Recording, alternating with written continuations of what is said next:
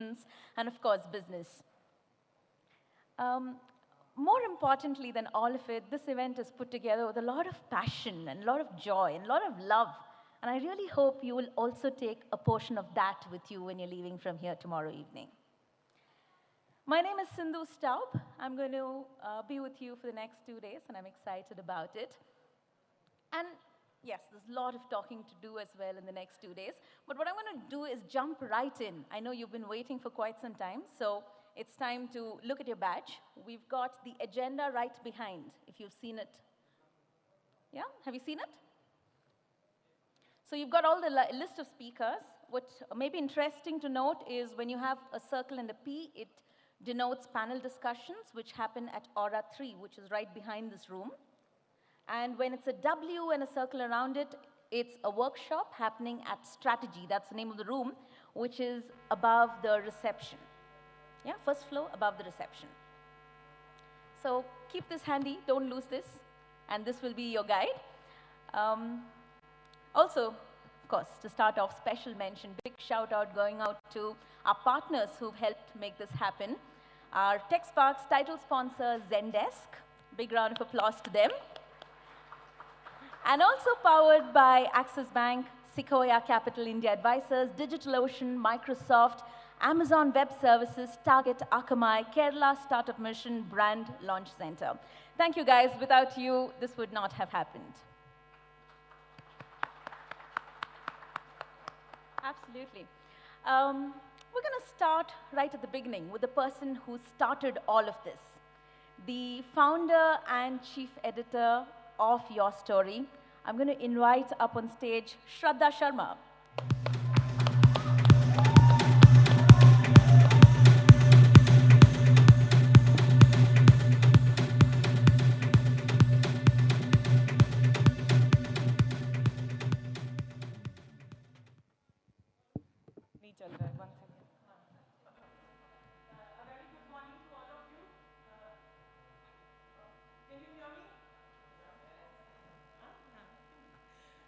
Very honored, very privileged, and very humbled to have all of you here. You know, I was just sitting behind, and I was getting nervous. And why I was getting nervous is when she was talking about TechSparks, it just brings back memories, and all of you here, entrepreneurs, especially people who are starting up or people who are just trying to figure out life, it just reminded me of 6 years back when I had moved to Bengaluru. And thought of, came to the city and thought, क्या करना चाहिए, कुछ धमाकेदार करना चाहिए, right? And startup ecosystem was just taking birth, and I thought, okay, tech ecosystem, and everyone said, oh, you don't know tech. Tech is like really, like, this esoteric big thing that is happening. So I said, okay, but what I know is how to create a spark, right? So we will get the tech community and we will create a spark. And today I'm very honored that it's 7th year, and all of you as entrepreneurs will realize that har ek year mein kitni sadiyan beeti hain, right? There are so many moments. And I remember when I had done this first time, when she was talking about sponsors, the entrepreneurs and everyone who had come that year, they were really embarrassed, right? Because nobody had heard of your story, nobody had heard of, okay, kya event hai. So I still remember there was a sponsor, and with due love and due credit, because they are absolutely adorable, Microsoft was the sponsor. So sabne kaha, Microsoft TechSparks. I was like, your story kahan hai? Like, as entrepreneur, I was like thinking, so the whole event became Microsoft TechSparks. And one of the jury member, and I still remember Prashant Choksi from Mumbai Angels, who was there in the first year, 2010. Then he was leaving, and I was standing behind because all big people had come and everything. Then he said that, Shraddha, start believing in your own spark, right? Like, you are somewhere behind, it's your event, you should feel proud about it. You should not feel, sabko agar stage lene de dogi to stage kabhi nahi milega, right? So you should go and grab the stage. And that's why, ladies and gentlemen and entrepreneurs and startups and all my amazing sponsors, thank you so much. 7th year, very proud to have TechSparks. And this TechSparks means anything because each one of you in this room has to have the spark.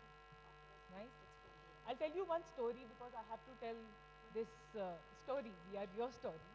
Yesterday, I was speaking to a very seasoned, very big name in the industry. Yesterday morning, and I was telling him, requesting him, can you please join me? At a very senior post, can you please join me? And बहुत ज़्यादा desperately, I was saying, why don't you come, do this? This is a great role, and you'll get lots of money, you'll get stocks, and why don't you join? So he listens to me and starts laughing.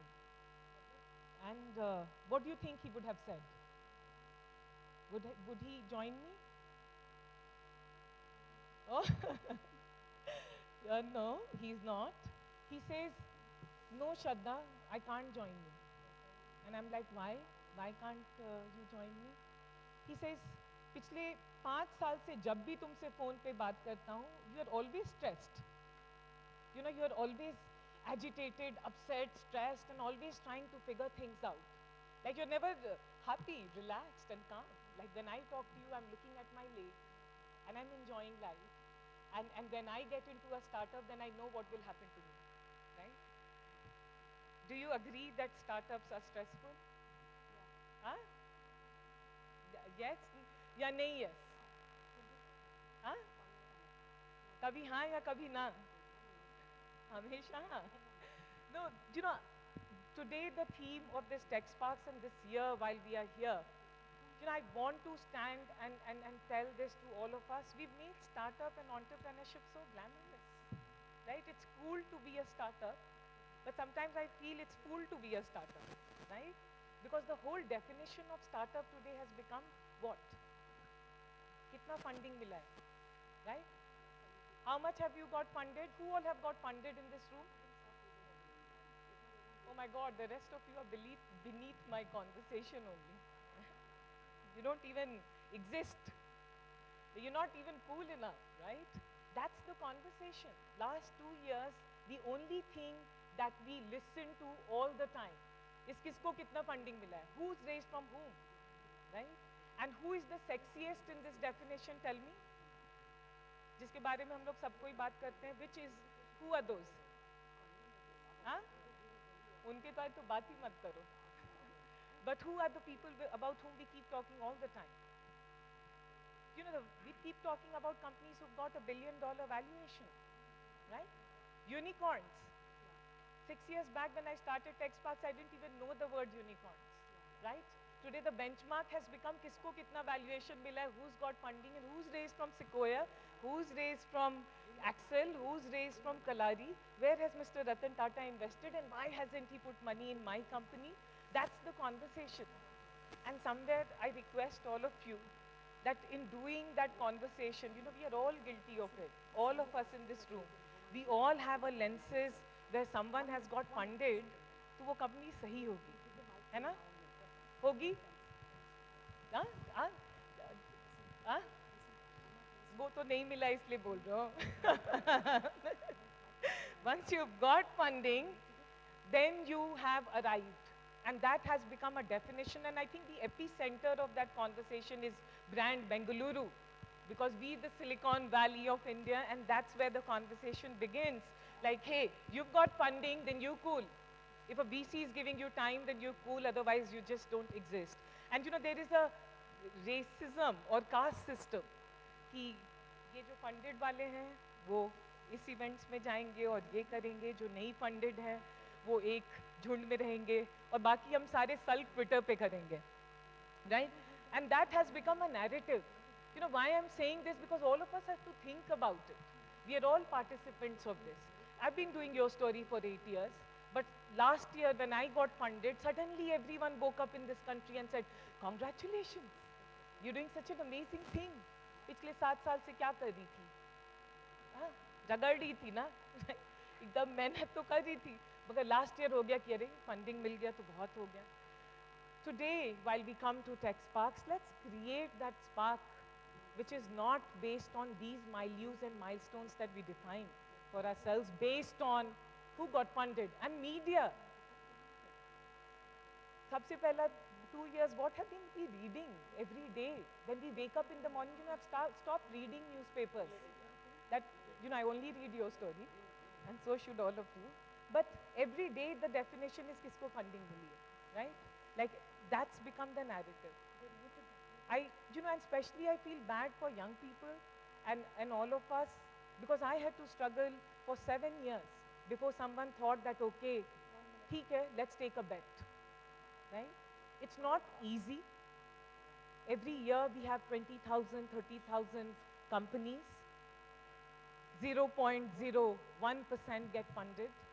So are we not successful if we don't get funded? And I want the answer to come from all of us. Please. Huh? We're not successful if we don't get funded. कैसे लोग हैं? Are we successful if we don't get funded? You know, so let's remember that. Because if you're standing next to, you know, I gave example of Flipkart, मैंने अभी दिया था. घर में conversation हर जगह यही सुनती हूँ. Look at Binny Bansal's house. All of you have seen Binny Bansal's house.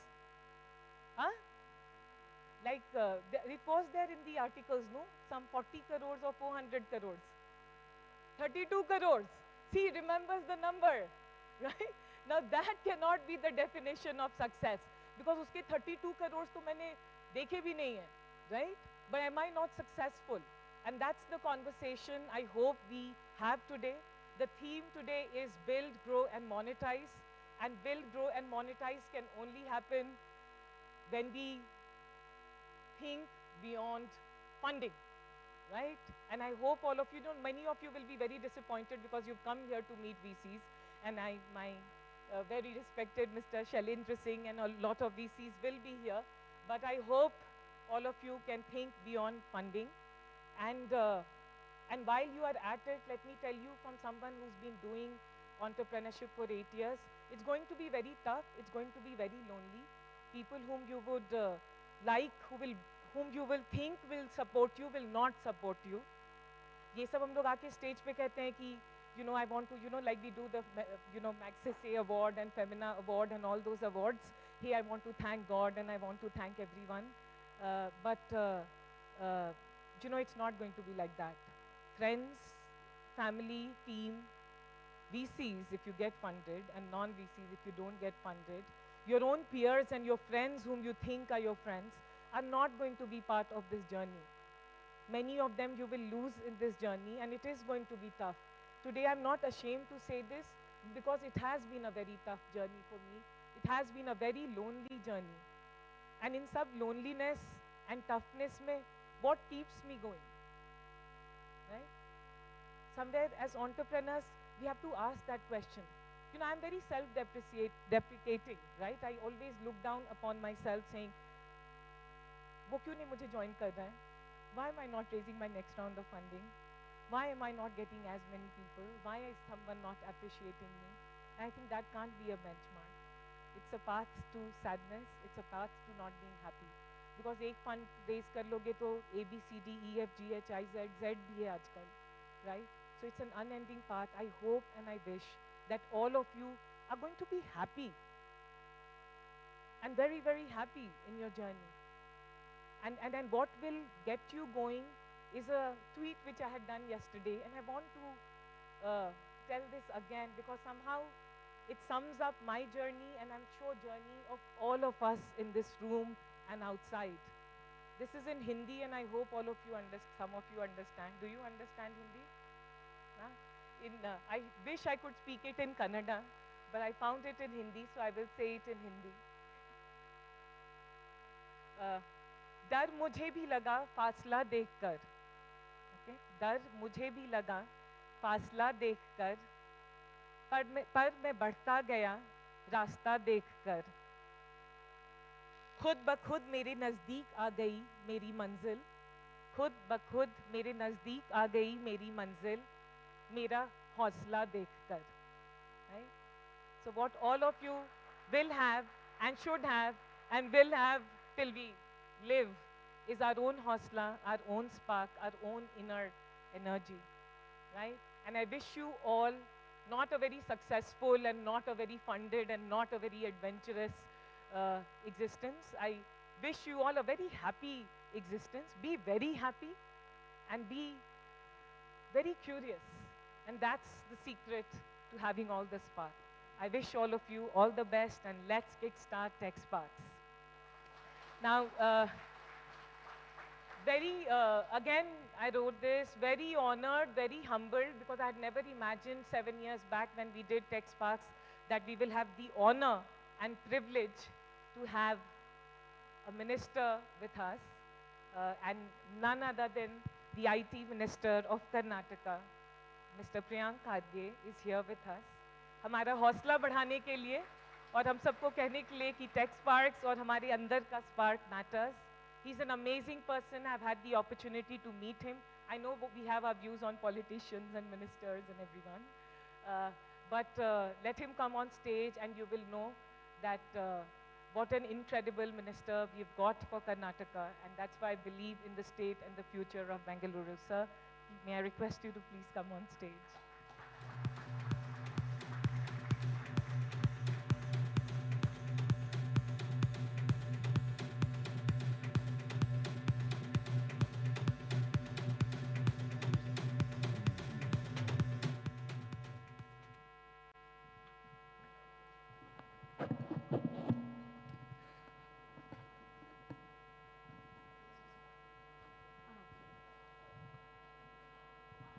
ಎಲ್ಲರಿಗೂ ನಮಸ್ಕಾರ.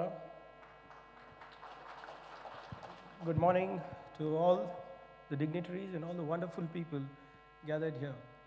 I'd like to firstly congratulate Ms. Shraddha. That was brutally honest. And you should learn some diplomacy from government people, I guess. And it's good to be here. Primarily because government of Karnataka is very passionate about startups, and what I could hear is that most of the startups are stressed out as well. So luckily for you, the Minister of ITBT happens to be the Minister of Tourism as well. So if you're feeling stressed out, we have 16 excellent properties of jungle lodges. Okay? So feel free to reach out to us. We will give you a startup package also. And I'm not kidding. All you have to do is register with a startup cell, give me your ID to jungle lodges. I will ensure you get a discount. Okay? So don't be stressed about it. So if you're stressed, go to jungle lodges. And if you need mentoring, legal help, you need funding, you need any kind of other help, we are always there. The startup cell is always there. And I'm quite surprised, Ms. Shraddha, that your story picked Kerala startup as a sponsor and not startup cell.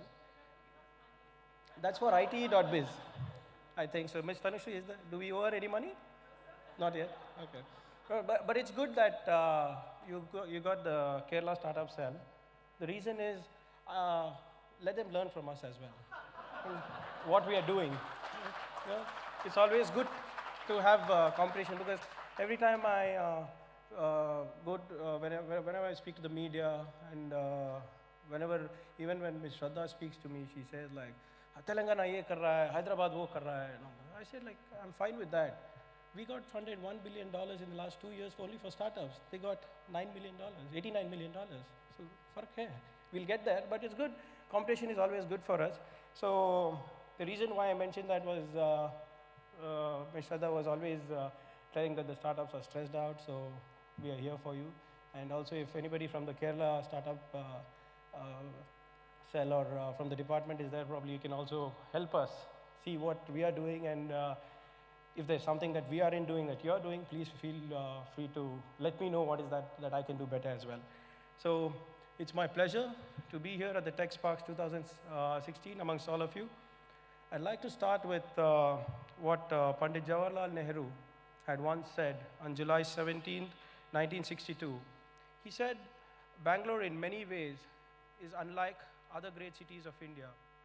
Most of other cities in India remind one, certainly of the present, certainly of the future, but essentially of the past. But Bangalore, as I said, more than any other great city of India, is picture of the future. Bengaluru has been known for her many identities. We have known her as a pensioner's paradise, Lake City, Garden City, Science City, Pub City, Silicon Valley of India. Also, it was called Bangalore till recently, and more recently also the Bund City. But I'd like to assure the investor community that this is just a temporary phase, and every city has its problems. But Bengaluru is always known for rebounding back faster than people expect it to. And now most recently, we are also called a startup city. I would like to very proudly say that Bengaluru has kept up with times and technology to become one of the fastest growing cities, not only in India, but in the world as well. Successive governments in the state have always groomed an ecosystem that is conducive for investment across various sectors. We have always been the torchbearer for the technology revolution in India, and we have always led from the front in pure sciences, information technology, biotechnology, geographical information sciences, aerospace technology, and nanosciences. Government of Karnataka firmly believes that it is not about ideas, but it's about ideas, making ideas happen. Karnataka was the first state in the country to envision IT as a sunrise industry and drew up an IT policy way back in 1999-2000. This vision of ours has today accelerated us as the second largest technology hub in the world. The Global Startup Ecosystem Ranking Report 2015 says Bengaluru is home to over 4,000 active tech startups with an average valuation of $3.3 million US. Bengaluru is the fastest growing startup ecosystem and is the only Indian city to be ranked amongst the best 15 startup ecosystem across the world. We also take immense pride in the fact that Bengaluru startups have received funding support of over $1 billion in the past 2 years, and quite surprisingly, smaller cities like Mangaluru, Udupi, Mysuru, they too have clocked in close to around $25 to $30 million. These statistics make the ecosystem seem so simple and entrepreneur friendly. But like Ms. Shraddha was saying, being an entrepreneur is a really tough job. Entrepreneurship comes with a lot of challenges, and they can be really harsh challenges. But these challenges can be rewarding as well. Being an entrepreneur can be quite a daunting task in our ecosystem. Firstly, and most obvious thing, you will require an idea. You will need financing for the idea. You will need a great team who will back your idea and will work with you. You will need validation of your idea.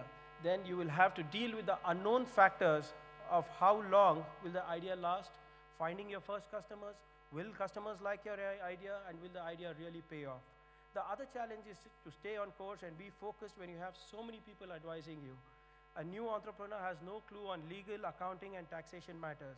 More importantly, in the Indian scenario, abandoning your career to be an entrepreneur is considered suicidal. Walking away from a promising, steady earning, and long-term opportunity for something unpredictable is scary, not only for parents, but also for their wives, I guess. All I would like to say is, please don't be alarmed. I'm not trying to discourage you from being an entrepreneur. I'll soon be telling you how the government of Karnataka is helping address these problems for startups. So like Ms. Shraddha said, like she struggled for 7 years. I'm hoping that with these slew of initiatives that I'll be speaking of, others would not have to take this long to be successful. Recently, when I was entrepreneur on his idea, he was passionately explaining to me about how his idea would be the game changer in the vertical. He was like very passionately saying what he's doing, what the other ecosystems in other parts of the world are doing, and he was going on and on. So I had to cut him off, and I said, like, Chief, fine, this seems like a very good idea. This seems like a good plan A. What's your plan B? So he just stares blank at me for a couple of seconds, and he says, like, Mr. Minister, this is plan A, but there are other 25 alphabets I have to go to. So there's a plan A, plan B, plan C, plan D, plan E, plan F. So luckily for him, for that entrepreneur, plan B tak chalega, because the plan B is plan Bengaluru, which not many people have. The government of Karnataka has envisaged the country's first multi-sector startup policy, under which we shall encourage 20,000 startups, of which 6,000 startups will be product-based startups. So the government of Karnataka has taken a bottom-to-top approach of our policy, which encourages and ensures that innovation mushrooms right at the college or the university level. We have the New Age Incubation Network establishing 9 incubation centers in tier 2 cities, where each of the 180 student groups were provided with a grant of up to 3 lakh rupees, 1 year free occupancy of plug and play facility at the center, access to the mentors, and free participation in various events. Outcomes of this initiative has been in the form of 74 prototypes, 17 company incorporations, and 2 patents. The success of this innovation spark at the college levels has encouraged us to extend the program to additional 20 centers in the state. Another interesting thing that we do is we foster strong partnerships between research and development institutions and industry by setting up technology business incubators in institutions of higher learning to foster a strong link between R&D and commercialization of technologies. To encourage innovation in private sector, we have also partnered with global and homebred accelerators and incubators to set up world-class incubation centers and accelerators on PPP basis. The startup policy has helped Bengaluru remain the #1 startup ecosystem in India, and to ensure that we stay on top, we have now come up with India's first startup cell, a cell dedicated to facilitate startups registered in Karnataka. The cell will have nodal and startup relationship officers to directly assist entrepreneurs.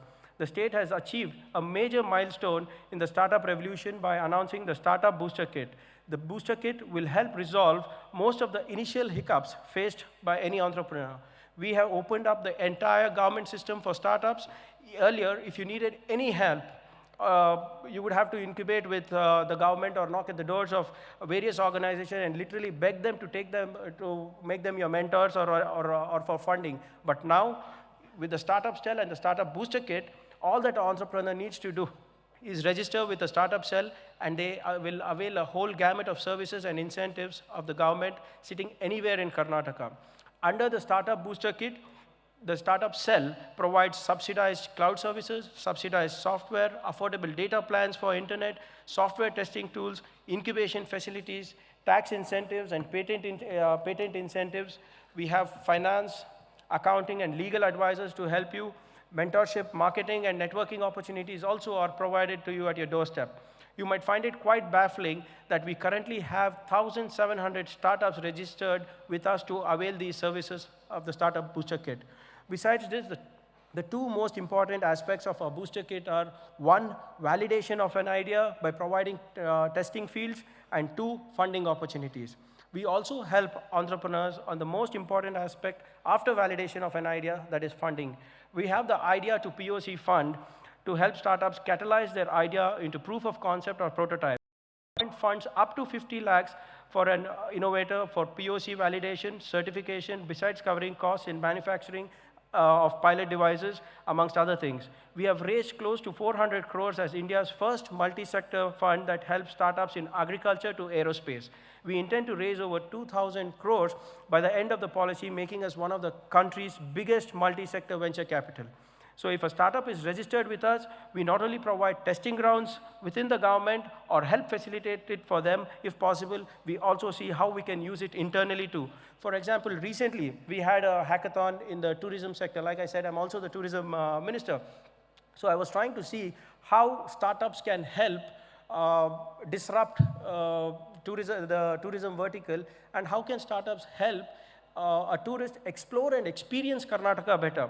So we floated a 2.5 crore startup fund in the tourism department to see how innovative we could get with the startups. And you will not believe, just I think 2 weeks, ma'am, 10 days. So we gave out an ad in the newspaper calling for startups just for 10 days, and see how vibrant our startup economy ecosystem is in Bangalore. In 10 days, we received 127 startups who are doing work within the tourism vertical. And when we saw this in the tourism department, of course, the Department of IT and BT is a much more open and progressive department. But in the tourism department, we are a little of the old economy and old thinking. So they said, sir, ye mat kijiye. ये disruptive technology जो है हमारा department को disrupt कर देगा, because you are giving 2.5 crores just like that without validating an idea or anything. I said, don't worry, it's a policy of the government as well. So you don't really have to worry. So what happened is 127 startups in 3 days we figured out, we narrowed it, we screened them to 51, And the 51 were again vetted by three panelists, by three panels, and were further narrowed down to 12. And finally, out of the 12, we sat at 4:30 p.m. 4 days back, or 5 days back, and we finished the meeting at close to around 11 p.m. And we funded 8 startups of up to 2 crores. This is unheard of. I mean, like, it sounds so easy. I mean, this is what our government is trying to do. We are trying to make things happen. This is totally unheard of. Can governments be this accessible? Might be a question. But the thing is, government of Karnataka definitely is. In less than 3 weeks, we have already awarded them on World Tourism Day on September 27th, along with NASSCOM, we awarded them their work orders saying that, look, this is what you have been funded for, and this is what you need to do for the Department of Tourism or for tourism in general. So these are the kinds of things we are trying to do, and of course, after that exercise, my department has decided that these things, they didn't know it works so easily, you know, working with startups is so easy. So next year, they've pledged 5 crores for startups. So that itself, so jo 2.5 crores tha, abhi it's doubled to 5 crores from my department. So another interesting aspect of the startup cell is the state intends to use the vibrant startup environment to drive innovation through use of technology to find workable and scalable solutions to challenges faced by the government. The Grand Challenges is an initiative under the state's startup policy aimed at looking for new technologies or innovations that can offer solutions to some of long-standing issues pertaining to the state of Karnataka. The winners will also automatically qualify for incubation space in incubators supported by the government. Under the program, 5 calls will be launched every year, covering important priority areas for the government like urban development, agriculture, health, education, amongst other things. The first call targets issues surrounding urban infrastructure with focus on wastewater management, and this has been recently launched as well. And I think probably I would request Ms. Tanushree also, you should float one for traffic as well, because that's something that everybody complains when they talk about Bengaluru. So we are also hosting a monthly startup open house, which is again a first of its kind in the country, where my team and I personally sit along with startups for a day and try to sort out their problems or queries. The exercise gives entrepreneurs the confidence that the government is approachable and committed to building the ecosystem. We are trying to provide the best environment for startups by listening to them and involving all the stakeholders of the ecosystem. Our policies are based on their inputs, and so is our direction. Karnataka is future ready, and I suggest that all of you who have come here from other states also, I met a gentleman who came up and took a selfie with me saying he's from Gujarat. Is he around? So, oh yeah. So what I would suggest is Startup India, Stand Up India, Gujarat mein nahi, idhar ho raha hai. So you register with our startup cell, and we are ready to help you. And lastly, like I said earlier, being an entrepreneur can be tough, but it's the most rewarding journey as well. The best thing about being an entrepreneur is that they are the pioneers who are willing to take up a challenge, solve a problem that no one else has dared to, and in the process, they make a difference. They become the change that they want to see, which is a spectacular thing to do. And I hope this Your Story TechSparks 2016 will ensure more entrepreneurs are coming out of this session. So, and probably without taking much time, I would like to end by quoting Henry Ford, who said, when everything seems to be going against you, remember that an airplane takes off against the wind and not with it. I wish you all good luck, stay curious, stay inspired, and have a wonderful day. Jai Hind, Jai Karnataka.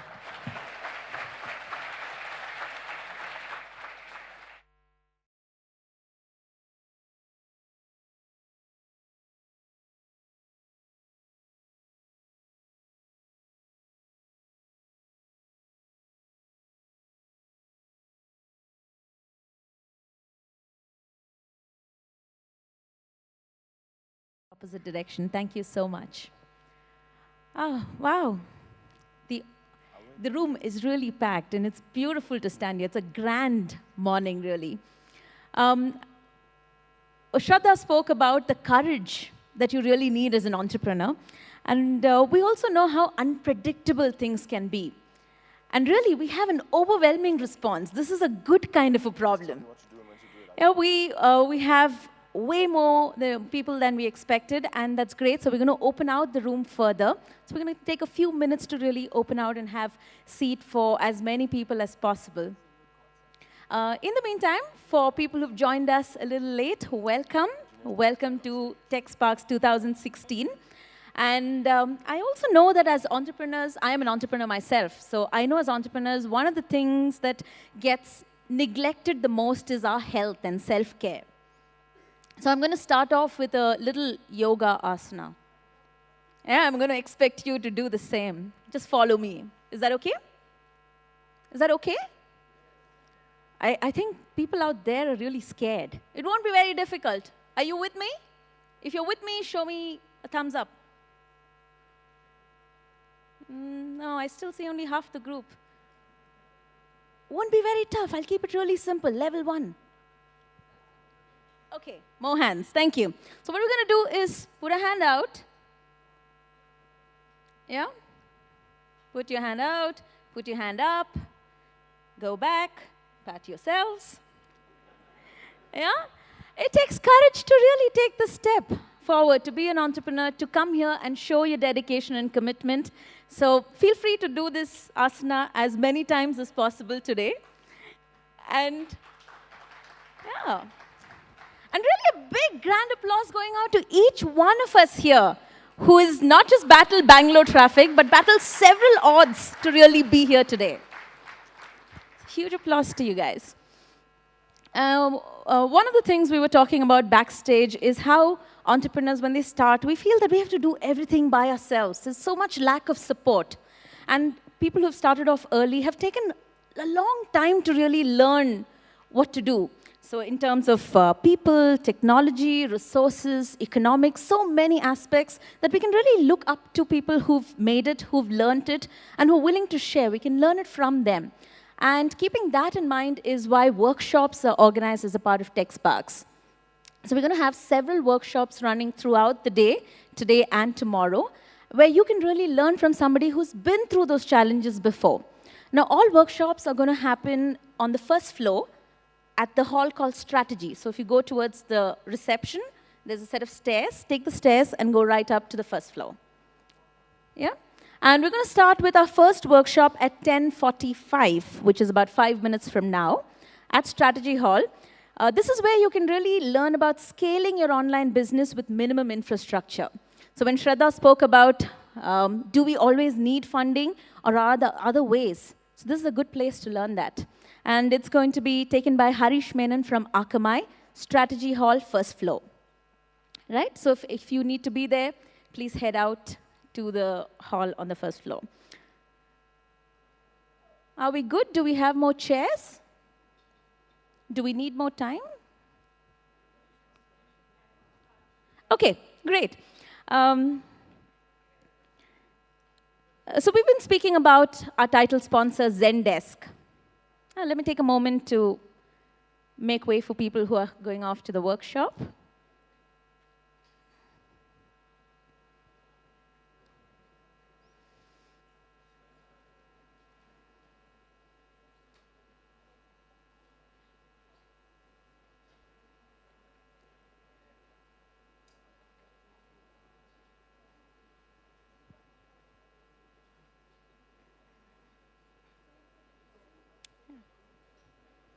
All right. So let's move on to the next talk. We've been talking about our title sponsor, Zendesk. And Zendesk started off in Copenhagen as an idea between friends in a kitchen loft. Now, all they wanted to do was bring Zen, or calm, in the world of customer support. And what they wanted was an easy software to use, a good-looking software. And this was in 2007 when they really sat there and created this idea. Who better to share the story of lessons from the Zendesk engineering story than one of its founders, Morten Primdahl. Morten, the Chief Technology Officer and founder of Zendesk, can we have you up here, please? A big round of applause to our speaker, Morten Primdahl. Oh, I think the applause is not loud enough. That's why he's not here. It's loud enough. It's loud enough. Thanks so much. Hey, Bangalore. My name is Morten, and I'm one of the 3 founders of Zendesk. Let me just put my water down here. I should get the slides up. My slides. There we go. I'm one of the 3 founders of Zendesk and CTO, and today I'm here to talk to you about 3 things. But first of all, thanks to the sponsors, which is us, of course, but thanks to the organizers of this conference, I'm super excited to be here. It's my first time in India. It's my first time in Bangalore. I'm from Denmark, tiny country up north, only 5 million people. So being in India has been super overwhelming for me. The energy here is contagious. I've met many great startups already, and I'm really loving it here. Today I'm going to talk to you about 3 things. First of all, just really briefly, an overview of Zendesk. Where are we at? What does it look like? Secondly, I'm getting into the founding story. How do we get this off the ground initially? What were we doing back then, many years ago? And lastly, I'm going to talk to you about why did we distribute our engineering organization the way we have, and what do we think about doing so. All right. So Zendesk today employs more than 1,500 people around the world in 12 different offices. Right now, we are, of course, the laser's not good. Anyway, we're opening an office in Bangalore this week, so this will soon be an updated map. So 1,500 people around the world, and we were founded in 2007 with just 3 of us in Denmark. Our headquarters now in San Francisco since 2009. In 2014, we got listed on the New York Stock Exchange. We're now a public company. We have 81,000 paid customer accounts, so 81,000 companies paying us to use our software. We have a slew of great customers. We have great customers in India as well, you know, PharmEasy, Ola, OLX, Shadi.com. Actually, India, we have 1,700 customers in India. We had a 40% year-over-year growth last year just in India without having an office here.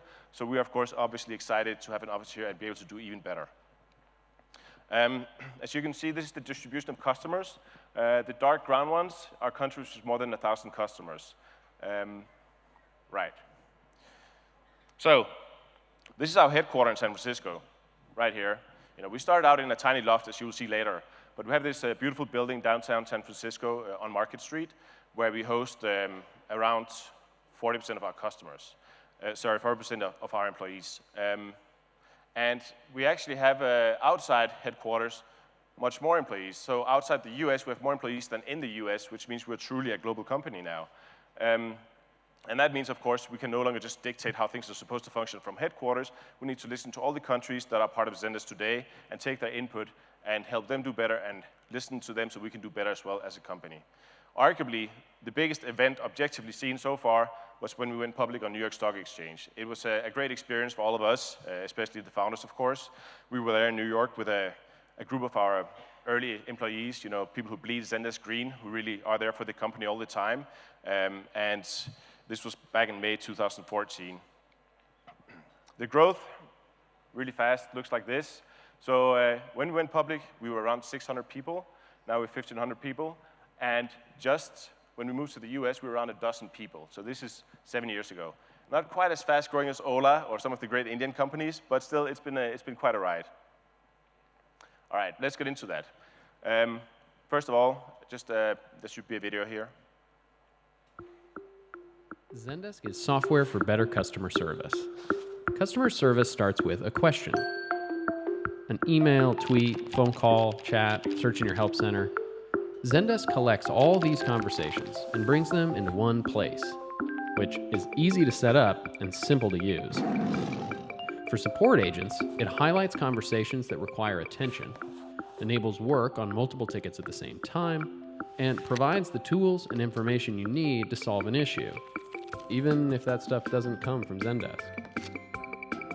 And when an issue requires input from other people in your company, Zendesk makes it easy to collaborate and work as a team. All these interactions are tracked by Zendesk, providing valuable data about your company, as well as analysis of your performance and how it compares to your peers. So whether you're managing a team of 1 or a team of 1,000, you'll have a real sense of how things are working. Nice. But tools, data, and efficiency don't mean a lot if you don't understand the actual people behind the questions and whether or not they're satisfied. And ultimately, that's what Zendesk is for, improving the relationship between your business and your customers, which is awesome. I think it's awesome, at least. All right, so that was just a brief overview of the product. Obviously, when we started, we couldn't make these super nice videos, right? It was a very different story, and we're getting into that now. There we go. The story of Zendesk is actually much longer than just 2007. It really starts back in 1999. I was an engineering student at the Technical University of Copenhagen, or Denmark. And I was studying biotechnology. I needed a break. I needed a year's leave, so I was really into computers and programming as well. So I figured, maybe I should try this programming out to see if biotech is really me or if it's computer science. So I took a year's leave. This was during .com, and it was intensely fun. I came out, and I just really loved what I did. And the guy I worked for back then, his name was Mikkel. Mikkel is our CEO today. So Mikkel and I had this friendship from way back, 1999, and .com then happened. His company crashed, went bankrupt, and the company split apart. And we worked together in different constellations in other companies since. One of these companies, we sold help desk systems, large enterprise help desk systems. And we realized we could do much better. We had a background in building stuff, and we saw these enterprise systems we were selling for millions of dollars, and they were crap. So we sort of decided to think about maybe there's something for us here. So in Copenhagen, this is Copenhagen, downtown Copenhagen, beautiful, tiny city. So 600,000 people in Copenhagen proper, and 1.2 million with all the suburbs as well. So in Copenhagen, we sat down and we started thinking about, could we do something better here? What would we do? So there were the two of us, and we figured we needed a third guy. So Mikkel was the biz, sales, marketing, I was the heavy engineering, and we needed someone else who understood a little product. And eventually we ended up talking to Alexander, who's on the far left. So at this point in time, 2005, Mikkel and Alexander had went bankrupt during .com with their companies. They were broke. I lost everything I owned on an apartment. I was broke. So we didn't really have anything to get going. We didn't have any money, so our situation was sort of akin to how most startups start, with nothing. And we did have this one idea, and I think that's all you really need to get going, is an idea that can make you take a step forward. You're never going to play a game of chess without you making the first move, right? So we had this idea, and it was not something like mind-blowing. It was a pretty simple idea. We can do better. There's a great market out there. There's a great opportunity to fix something that's broken, so let's do that. How do we get started? This is, by the way, taken on a scaffolding outside Mikkel's apartment. Back then, red wine and lots of fun, but now 11 years ago, so that makes us old. This was the inspiration to how getting started, right? We looked at, this is real, the screenshot here is real, actually. That's how these systems looked back then, and we could see the Web 2.0 thing was happening back then. I know today we take it all for granted, but it was really novel that you could make these more interactive web pages. And this was the competition, people without any sense of care or user experience, trying to peddle these products and just shove them down people's throats, and poor people in support would have to sit and use them. So our mission was to really fix this. And getting started with this was to sort of, where do you begin, right? So there we go. Like all good entrepreneurs, you take your idea and you sort of put it down on a piece of paper, say, okay, this is what we want to build. These are the actual first drafts of what Zendesk is.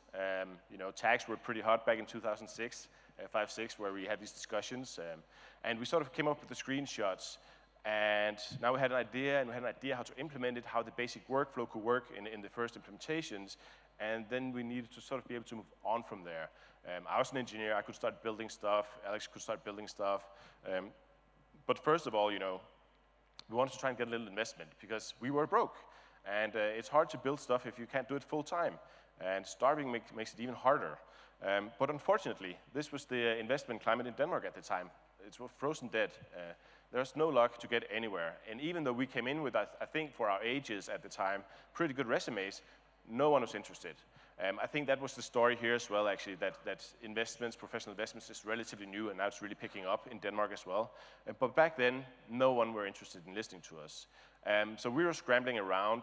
We spent our spare time, a year and a half initially, from 2005 to 2007, where just me and Alexander were building the products. And we did that, at nighttime or weekends or on vacations or whenever we didn't have a contract. We were consultants. So we spent all our spare time on just trying to get a basic product together. And that's a really hard thing to do. But since none of us were married at the time and no children, we did have that time to give. And then when we went live, October 1st, 2007, we started working full-time out of Alexander's apartment. So we took a bank loan. Once we had the product in place, we went live with it, October 1st, 2007, and then we gave it like 3 months. So we went live with it. We all quit our consulting gigs, and then we're like, this is it, make it or break it. It's kind of sad to have been working on something for a year and a half, and then you say, okay, we're gonna give it 3 months, and if it doesn't work, it doesn't work. It didn't work, it grew really, really slowly, as SaaS companies do, but it was enough that it got exciting for us. So we hung in there. We couldn't get funding still, so we managed to friends and family to invest in the company. And it's hard to ask your friends for money, especially if you know that there's a good chance you're not going to be giving it back. But we managed to do that, and today, they feel really fortunate, and they were, and we were as well, right? So we got some money from friends and family. We sold a part of the company to them, and that allowed us to just continue working full-time on this over the next year as well. We also did what you guys are doing, We tried to figure out how do we improve this product? What does our go-to-market look like? And the way we did it, and dog fooding, of course, it's just we sat there and interacted. We sat in the same room and interacted with each other using the ticketing system. We got really into the DNA of what is this product. And I think that has been a great lesson for us. We understand our product inside out, all of us. We understand all the fundamentals in the problem we're trying to solve, and it's something we care really, really deeply about. And I think that really stems from that time where we sat there and instead of emailing each other, we'd send each other support tickets. It does give you a special insight into how the product works when you really sort of, even though you initially were like, maybe we shouldn't use it, but it was such a valuable lesson for us. And then, I'm not sure where to point this. And then, of course, we tried to pitch our product. Back then, it was actually called TechCrunch 40 at the time when we pitched, and we were on the phone with Mike Arrington and Jason Kalkanis, and this was in the middle of the night in Denmark, and we called them, and hey, we want to get into TechCrunch 40, and they're saying like, we don't get your product. It doesn't really do anything. It's too simple. Is this just like a help desk with an RSS feed? Yeah, that's it. It's a simple product. No, it's too simple. So I just want to say to the guys who don't make it into the Tech 30, there's hope yet. Of course, it's good to be on stage and win something, but you can still make it even if people don't see your brilliance at the time. This was Jason apologizing when we announced we IPO'd in 2014. So he ate his words. But not everyone said no. We had the good luck to meet this fantastic guy, Dev Yellowcar, from India, of course. And he was, at the time, he was a VC on the East Coast in the US in Boston. I worked with Charles River Ventures. And he was the first VC who came to visit us in Copenhagen. All the other ones, we'd been pitching remotely across the Atlantic. And this was 2008, credit crunch, and people shut their doors everywhere. It was hard to get money then as well. But DevDude actually took the time to fly to Copenhagen, which we super much appreciated, of course. He came in the morning, and we had some croissants, some coffee, and we showed him what we had in terms of product and how we were thinking about it. And he spent the day with us, and then he flew back home. And down the line, that led to a Series A investment. In 2009, we could then move to Boston, to the US. So we had always internally agreed we were going to take this company as far as we can. So going to the US was like a no-brainer. Mikkel did have to convince a wife and two small children, but he managed that as well. So we moved to the US 2009, and the moment we were in the US, we had shown the American Investment Society, or the VCs over there, that we were willing to move ourselves and commit ourselves to America, and to move our intellectual property into America, and to incorporate in America. And the moment we set foot in there, we had 4 Series B offers on hand. Now, Boston is a great city. It's a beautiful city. And it's a great place for startups as well. I really like Boston. But if there's one place that's better for startups, it is Silicon Valley. San Francisco is where we live now. And And the reason is, in Silicon Valley, they have decades of history of building startups, you know. Yeah, it's like 50 years, you know. HP, Compaq, Apple, Cisco, and so on, and so on, and so on. These startups, they rise up from nothing and become like giants. And the first many people who join such a startup, they see how this happens, how this works. They learn how to build product and how to pitch product and how to market product. And then they jump out and start new startups and so on and so on. And it's really sort of a positive feedback cycle where more and more knowledge gets built up as technology matures as well. People get excited about it, they move in there, and there's a really high concentration of this kind of knowledge. And I think that's very unique to Silicon Valley. Today, I do see these things improving in Denmark as well. People are starting to understand product and product development methodologies and strategies. But if there's one advice for startups who can make it, they should try and visit the Bay Area and really see how things function over there. It was super educational for us. So it was not easy, right? When we landed, we went through Boston and then to San Francisco. And at the same time, Zendesk had gone through a massive amount of growth. And I did not know how things worked in San Francisco. None of us did. In terms of hiring, I was used to be able to people applying for jobs. In San Francisco, I had to chase them down the street. We had all sorts of load issues, overloaded servers because we had gained in popularity. I had to look into that as well. So there was a really, really hard period. I think the first couple of years in the US are a couple of years I would hate to live through again. I don't think I would. But you know, you have to sometimes reach inside yourself and find some real strength and really be committed to your project. And really, when you apply yourself, you'll find that the strength is in there.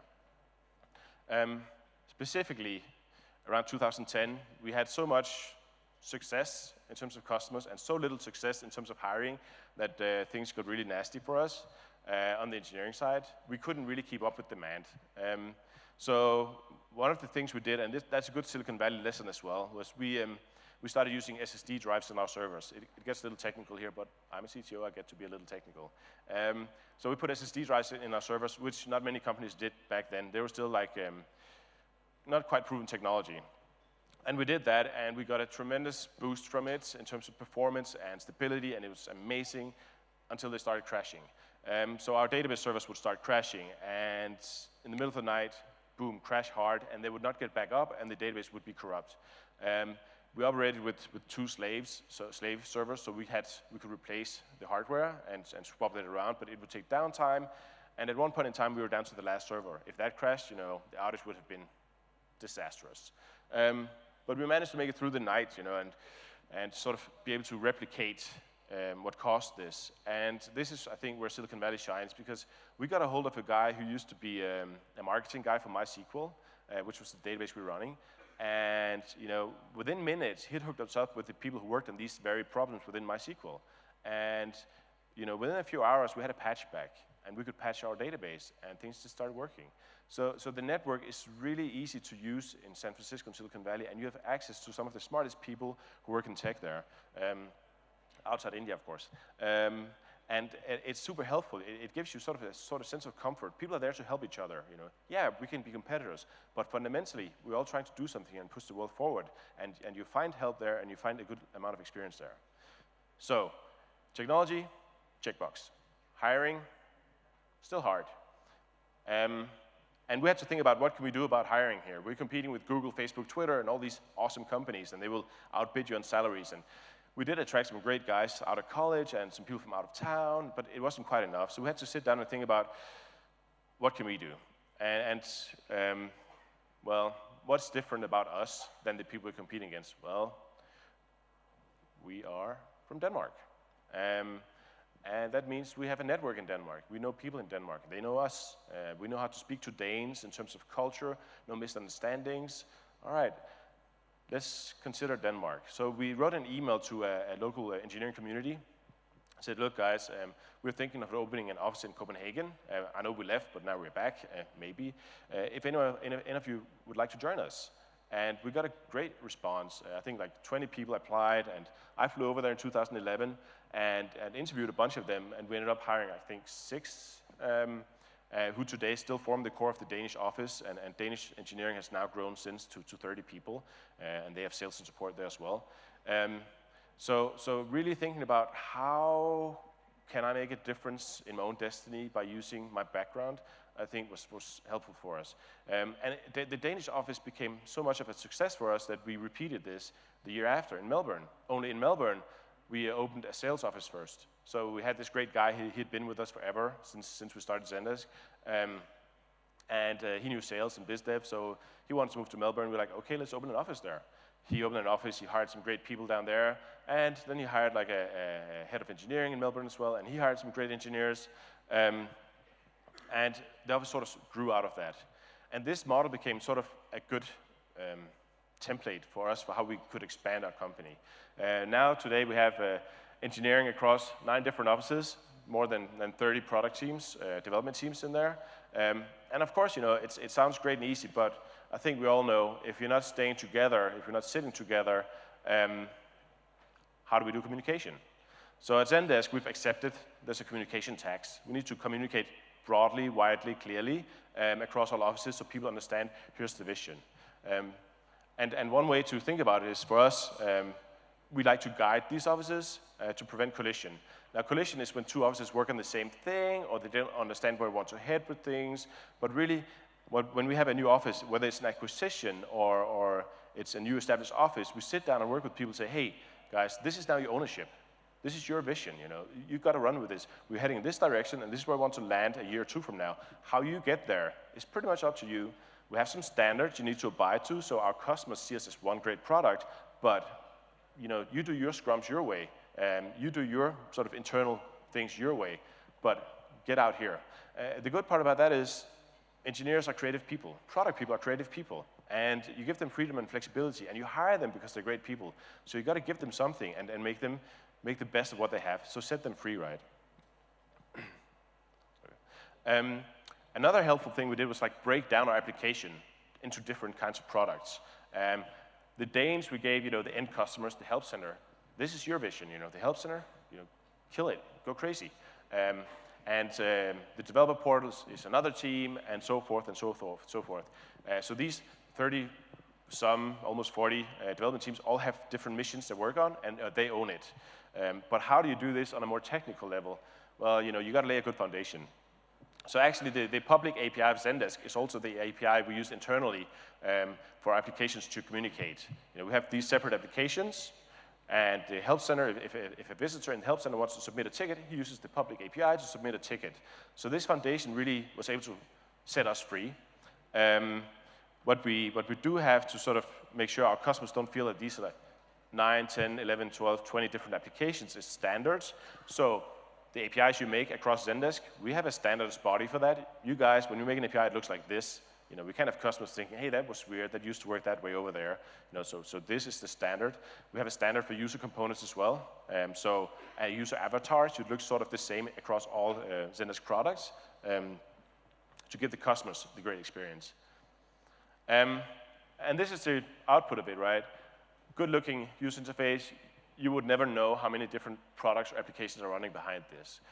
So the consistency that we've built up over the years has really become a strength for us, and really all by setting people free, by telling them, hey, this is where we meet. This is where the rubber hits the road, right? These 3 interaction points, API, standards for this, standards for that.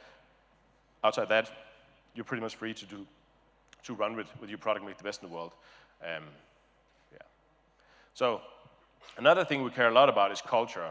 I mean, we can't just put 100 people in the room and expect things to be great. We want a great corporate culture.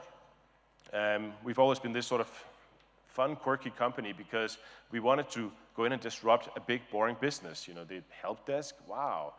So we wanted to come in with tongue-in-cheek, a little more sense of humor and color green, and we had the old mascot, and we just didn't want this to be so super corporate and structured that we couldn't see ourselves in it. So we do a lot in culture. Also in engineering culture, what is good engineering? We do a lot for communication. We have when I say standards, it's not like standards we force down across all the teams. It's standards that we agree upon in unison. So we do a lot to make all the dev leads, the lead engineers meet once a year. We have a committee called tech review, which reviews all proposals to infrastructure, like big proposals, not nitty-piggy, but hey, what if we did things this way? It would be really awesome. And these conversations happen in public, so everyone knows where we're trying to go with this. Everyone can see the vision 1-2 years down the road. And we are a distributed company, but nothing beats FaceTime, right? So we spend a lot of effort and resources on traveling. I think it's important people they meet and greet, so we've all seen these email fights go on, but they sort of just disappear once you've met the person you thought was just some dumb fool somewhere else. So we spend a lot of time on that and bringing people around, also to spread knowledge, because we have great data scientists in Melbourne, we have great front-end guys in Copenhagen, we have great this and that all over the world, and how do we bring them together and share the lessons? So that's something we invest heavily in as well.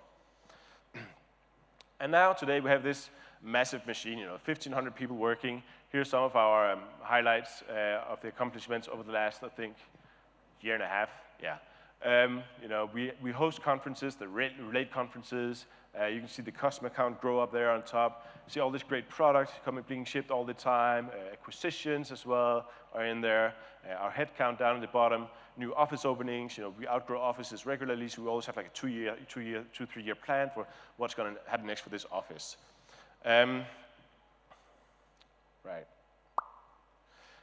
And this was the team just 6 years ago in San Francisco, right? This was engineering team back then, and now they're pushing all this product.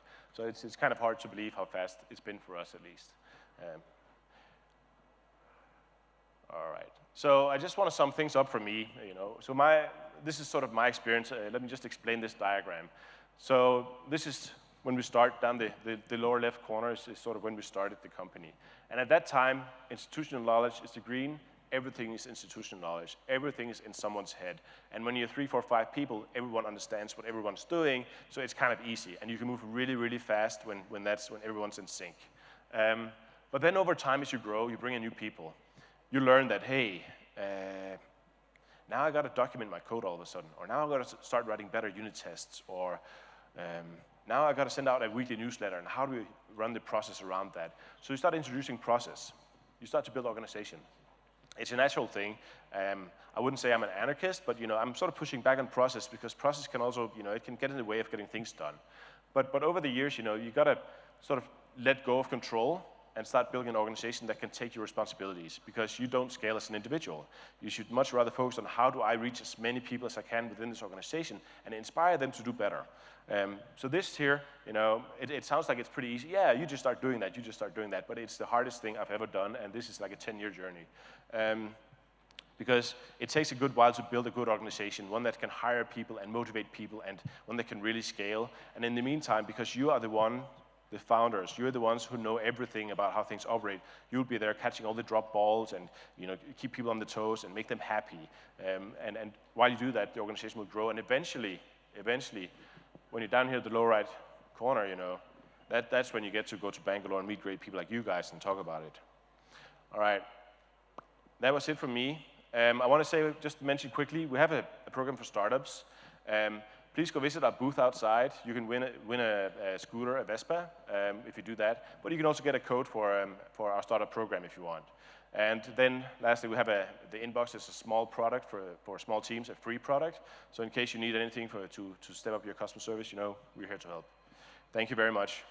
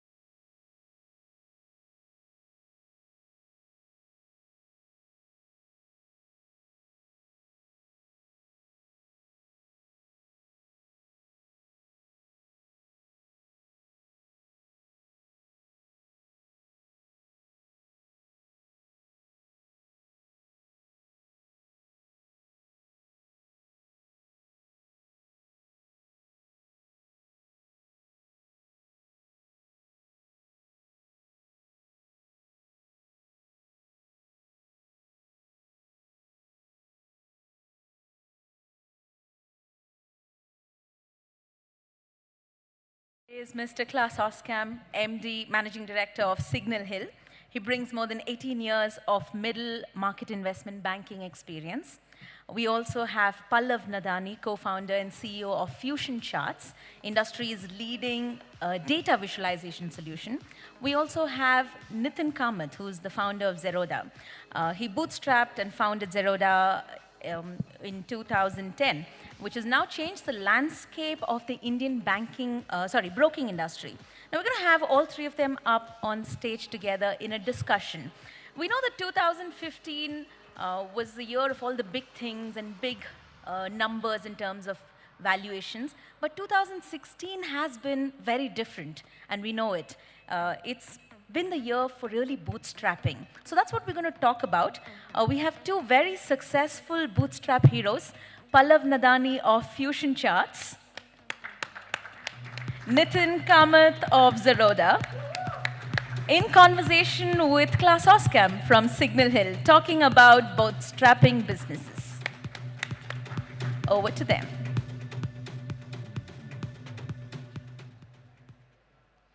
So what a difference a year makes. Last year, India saw maximum number of capital coming into the Indian market. I think, close to 7 billion. This year, the meter is at about 1 billion, and we're kind of probably at 1/3 the levels that we saw in 2015. So that's why we kind of chose this theme and talked to some very successful entrepreneurs, who've built their business the other way, profitable from day one.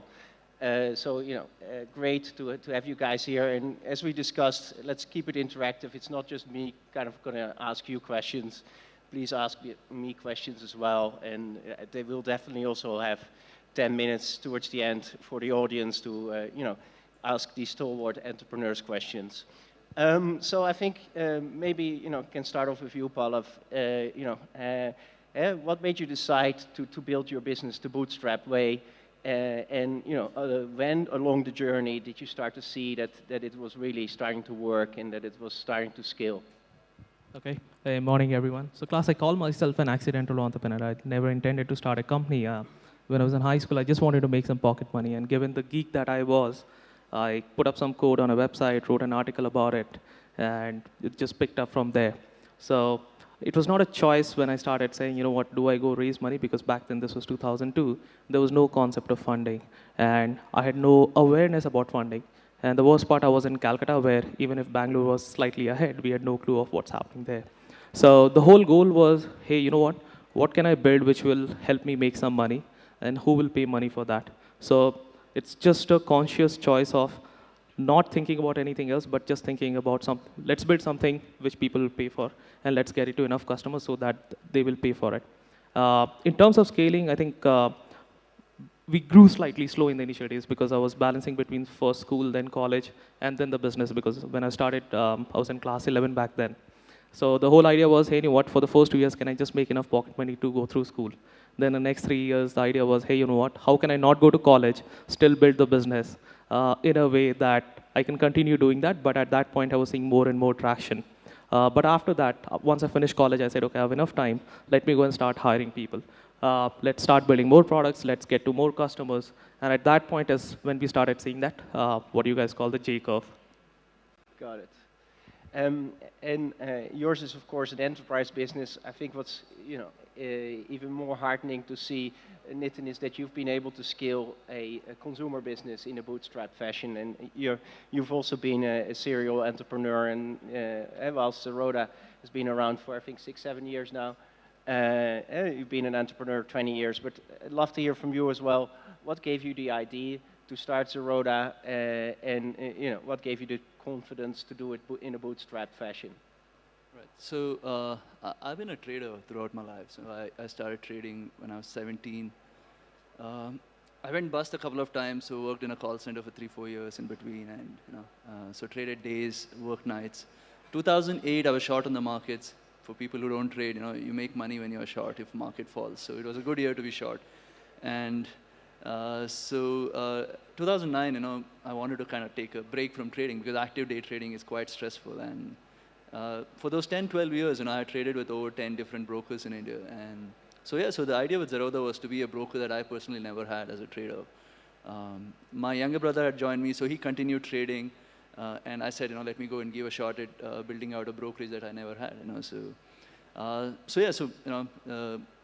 thankfully for 2008, so there's some money made, so that was put at play when we started Zerodha,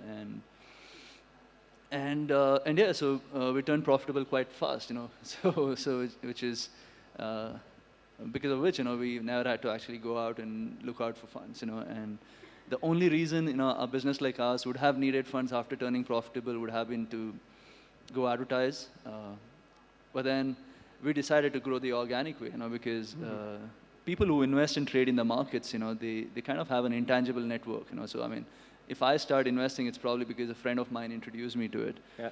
Right. So I said, it's probably a better way to kind of play this out. So we, we kept offering different products, and I think as a trader, I better felt the pulse of my clients. So that's how we grown. Got it.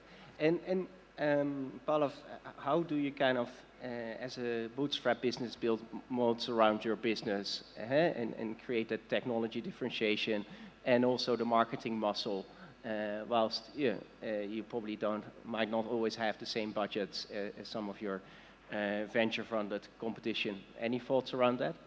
Right, I think that's a great thing, that's a great constraint put on any entrepreneur. So I mean, if you're building a house, till you get your plumbing right, brick by brick, you don't think about doing fancy interiors or fancy buildings on top of that. So similarly, when you're doing a bootstrap business, the only focus is, hey, what can I make which will help me make money at an efficient unit economics? So in terms of what you want to make, you have to talk to enough customers. You solve problems that are worth solving and which they will pay for. In terms of understanding how much will they pay for, at least in our case, we started rock bottom, and we started, as and when we started delivering more value, we kept on increasing the pricing almost every 6 months, or in some cases every 3 months as well. So the more value we added, the more we were able to charge, the more customers came to us, and that repeat cycle went on. In terms of understanding how to distribute to those guys, how to reach to them, at least when we started, the internet was not, content marketing was not a buzzword then. And we started with content marketing. We'd write a lot of articles, push it out on websites. For some of our marketing, in fact, we got paid back because those websites would pay back for writing these articles. So that happened, and free then marketing. Negatively priced marketing, I would say. Yeah. Marketing that pays. Profitable marketing. Profitable marketing, right. So, and every time we would sort of think about, hey, we want to advertise on in a magazine or on online channel, the first question we would ask is, if we were not to advertise, is there a way to get in for free? And especially when you're starting, when you're bootstrap, and if you're, let's say, a couple of co-founders or you're a very small team, the one thing which you have is a little bit of extra time because you don't have to fill your investor reports. But you have more energy, more bandwidth to think about these things. So every problem does not have to be attacked by throwing in money. And that helps you because once, even when you write an editorial or if you write an article, you get to know how many people actually read that article. Then you realize, hey, you know what, this magazine is worth the ads. So step by step by step, it's a long process, it's perseverance over pace. But not having money also helps you build the fundamental right. And then once you've figured that out, you can throw money at scaling that up. I think that's a really good nugget there, perseverance over pace. Very applicable to the bootstrapped journey. So Nitin, what do you see as the biggest moats around your business, and how were you able to build that online brokerage which you were always looking for, but never had the opportunity to trade with, and how have you built the technical moats and the product market fit moats around your business? See, when we started off, there wasn't too much money left on the table after paying up the exchange deposits, So when we started the business, it was not really a technology play. It was more about transparency and cost, So financial services business around the world are not very transparent in the way they work. So we said, we need to be transparent. And then in a world where everyone's going online, it didn't make sense to charge a percentage brokerage. I as a broker don't put more effort because you bought 1 lakh rupees of stocks versus a 10,000 rupee worth of stocks. So it was a no-brainer that someone had to go and start offering a flat fee per trade kind of a model. So that's how we started off. But then 2.5 years in the business, I kind of realized that that it isn't really a competitive edge for too long because people can come copy your pricing and transparency quite fast. And so that's when we started spending on technology. Again, as I said, I think I got pure lucky that business started making money so fast. So we got a very nice team to join. So our CTO Kailash, he had come back from the UK to run a startup. It didn't work. Somehow we liked each other. He joined us, and then it was essentially the technology play. So today, we've gone to the extent that we were charging 20 rupees a trade when we started. Today we are free of cost for equity investing. So we actually reduce costs and still being able to grow 100% year on year in terms of profitability. And the beauty I think of India is a good place to run one of those economy of scale model. So they're just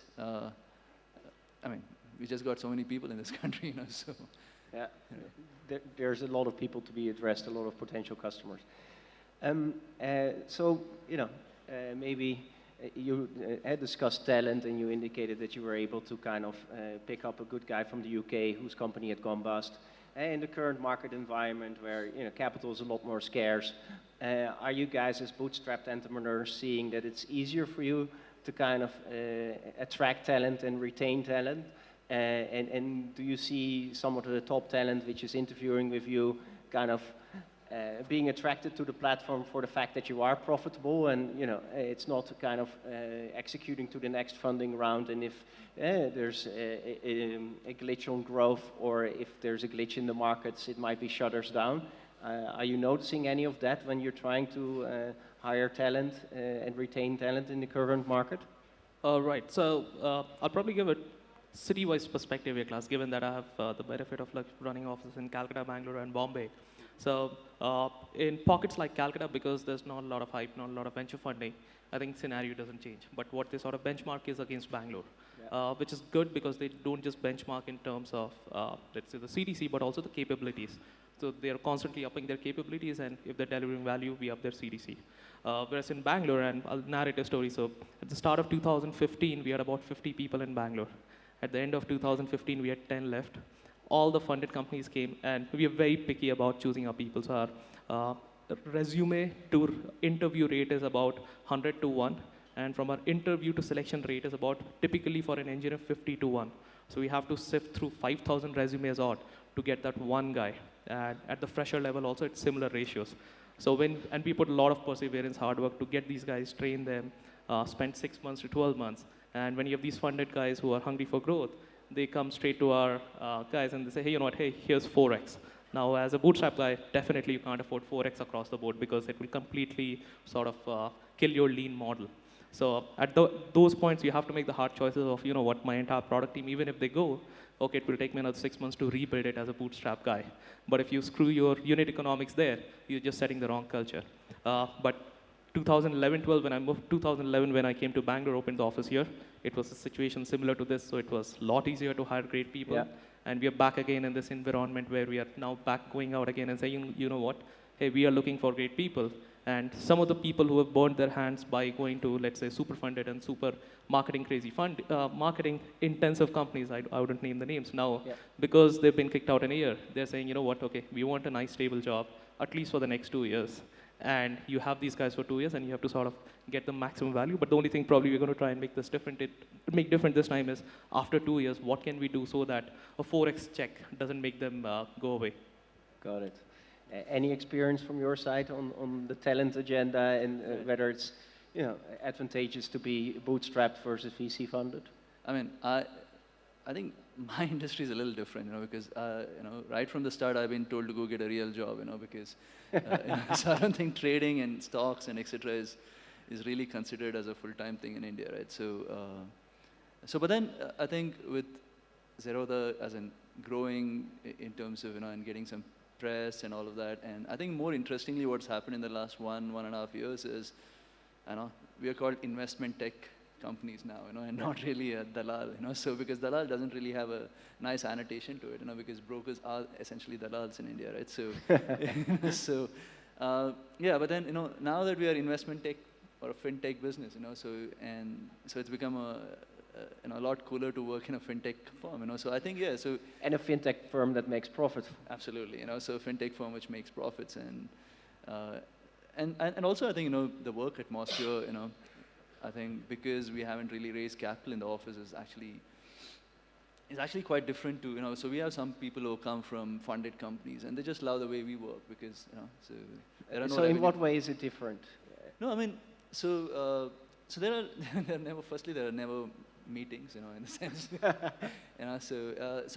It's a lot more, as no one in our office have revenue targets. I mean, if you traditionally go to any financial services business, every single person from the office boy to everyone else has a revenue target, and we have taken that stance saying, I put a revenue target, people will miss sell, so I rather not miss sell, and I've been able to do it because there's no pressure on me to go achieve an X target every year, and that kind of passes through to the entire business, I guess, But in the meantime, whilst there's no formal target, you're still growing 100% year on year.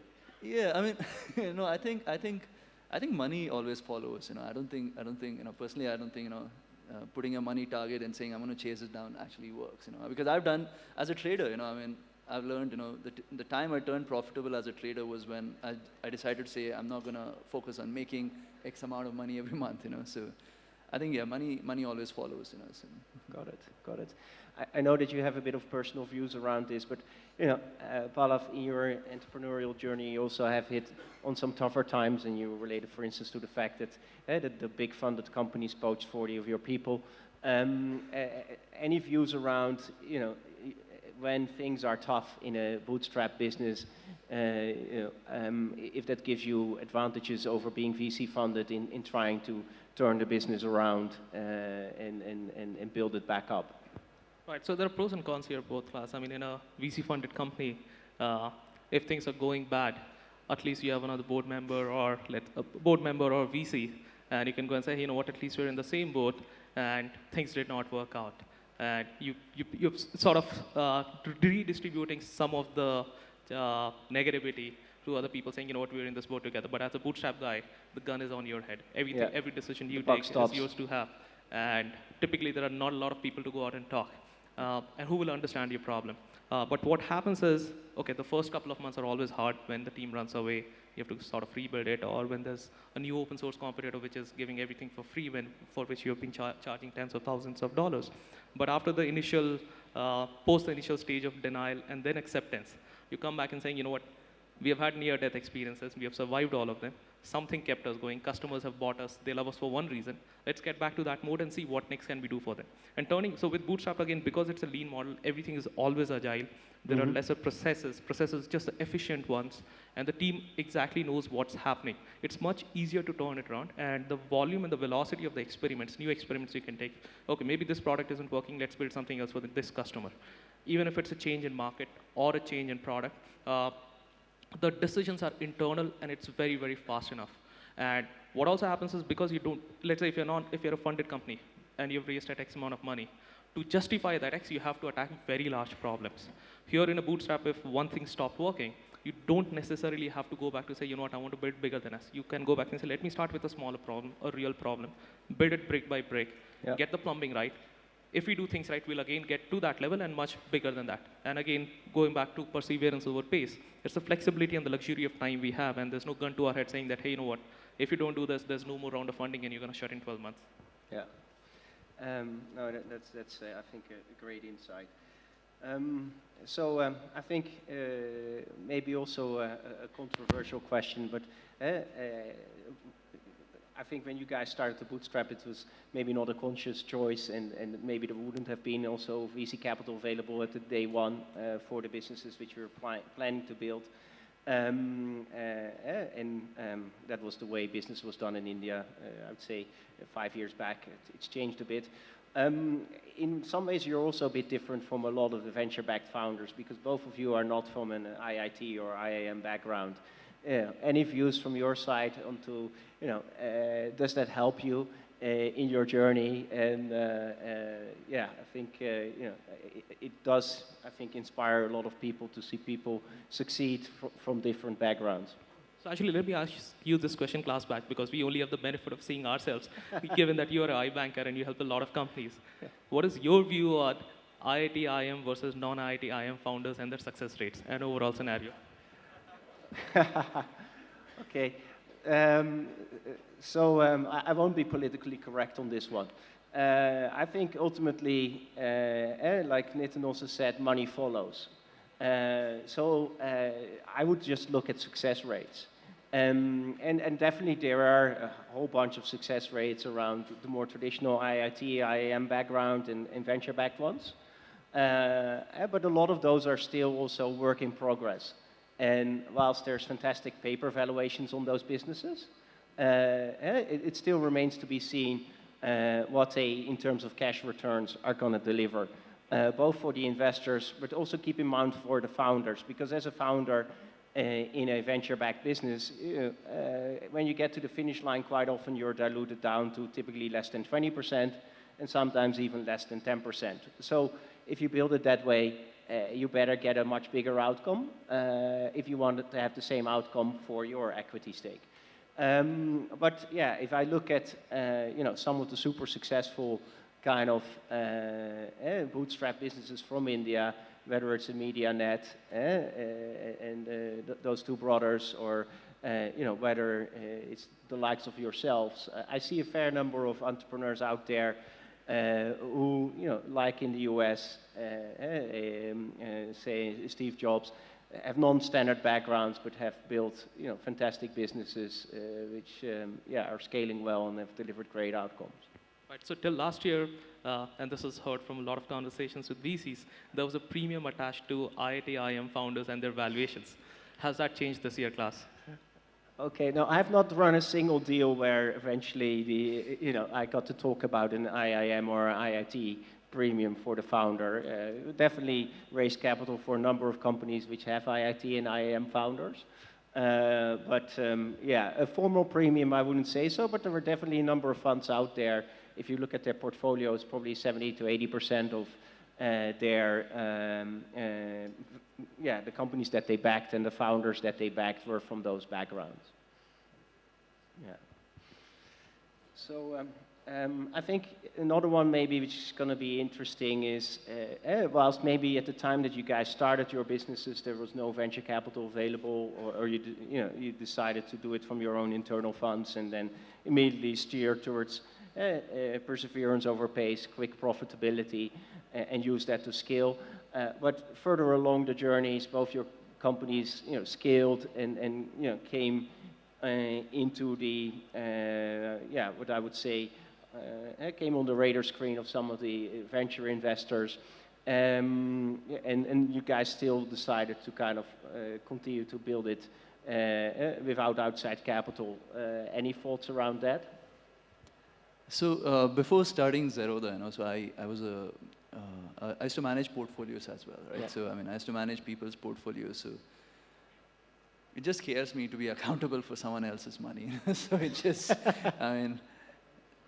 so it's just the thought of the obligation of having to pick up and say, what I'm doing with your money is something I don't think the whole idea itself doesn't really appeal too much to me. So that's one of the reasons. I think we started a business like Zerodha, which essentially requires a lot of funds to to make it work. Like a consumer business, as you said. Yeah. Right. But then like I still remember a very popular VC.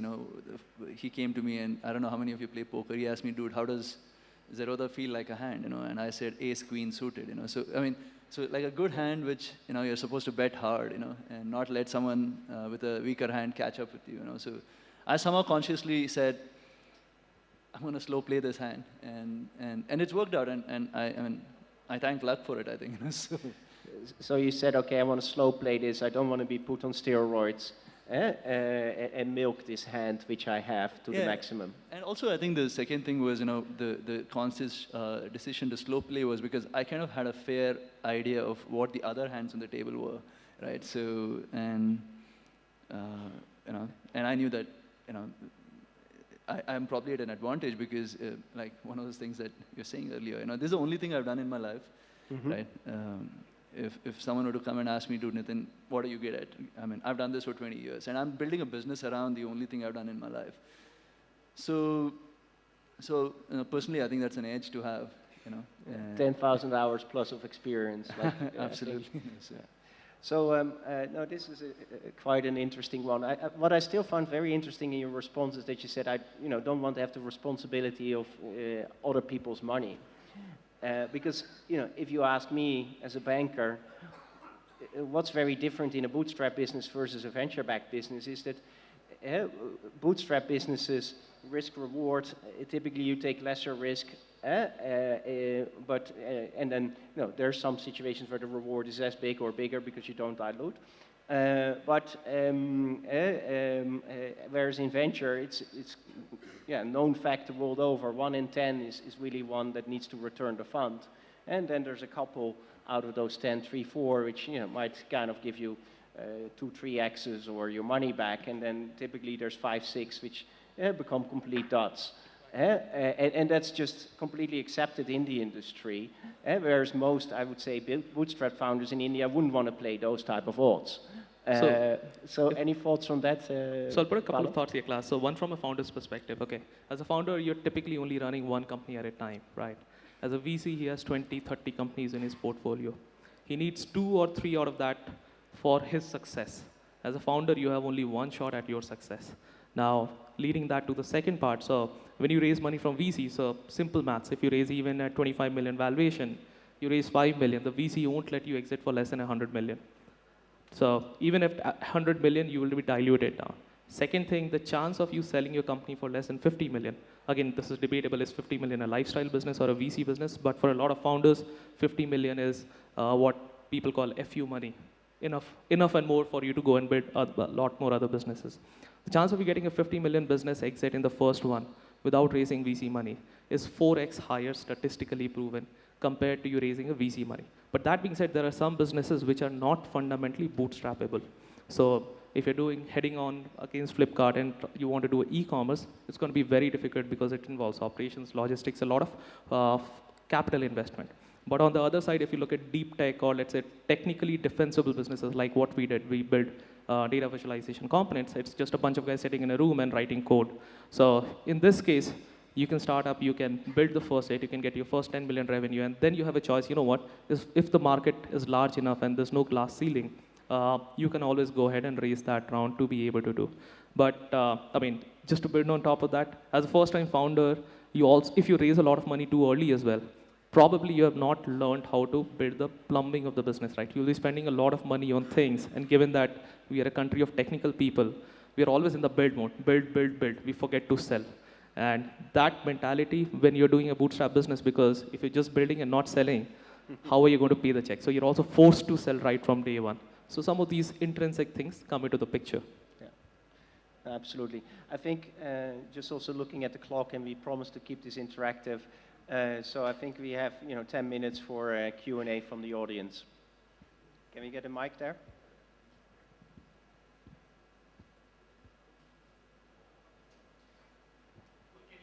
Yes, I can. Hi, Nitin. It's up, how are you? Yeah. So my question is that you were talking about that your team doesn't have a revenue target. I just want to know that how many people have you fired?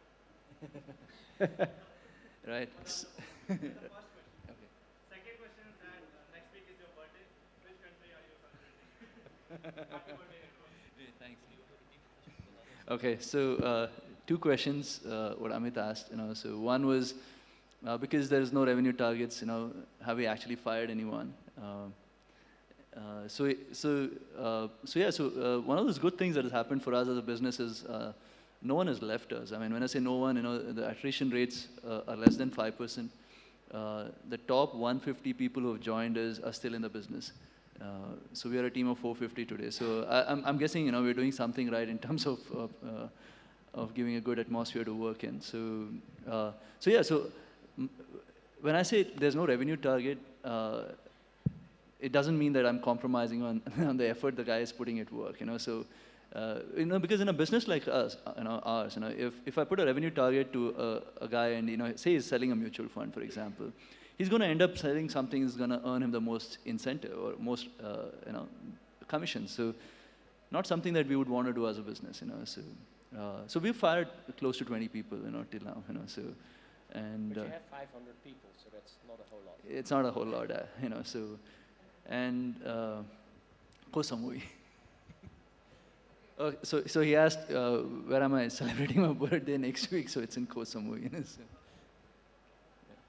I think we have another question there. Yeah, this is Prasad. My question is, did you guys consider bootstrapping as a choice and consistently maintain your stance on bootstrapping, or was it a case of not being able to raise funding? Because a lot of us have that situation. So, and the second question is, at what point do you decide it's better to pivot and try to do something else rather than continuing on the same path that you've been on? Okay, so I'm sure in both the cases we have been offered a lot of funds, and throughout we have maintained the principle of not raising funds. So, but in the initial days, there was no question of funding for me because I did not know about funding. I was in Calcutta when venture funding was not available in India. And the whole focus was, you know what, let's build something and let's sell something and let's make enough money to have a good life. And then once we made enough money, then we were like, okay, where do we deploy it? Then we started making more products, more companies started angel investing, and that cycle continues. In this cycle, again, a lot of VCs approached us. We talked to them, we understood what value they bring in. One thing we realized is, especially in technical businesses, more money does not mean more success. When you cannot just go and, let's say, quadruple your engineering team overnight by putting money, especially in a city like Calcutta. Bangalore is still doable. But even then, the cadence of the team does not happen overnight. Yes, you may be able to hire sales, but ours was an inbound marketing model. So, and marketing for us was very, very cheap. We use very effective means. So even if you put more money in, so we are at a point where you're spending about, let's say, less than $1 million on Google AdWords. We said, you know what, can we double it and get double the leads? We realized even if we double it, we won't be getting double the leads, we'll be getting about 30-40% extra. And that's a waste of money. And that 30-40% we can get from elsewhere. So which is where everything, where it's about throwing money, we sort of go back to the drawing room and say, you know what, if we don't throw money at this problem, what can we do?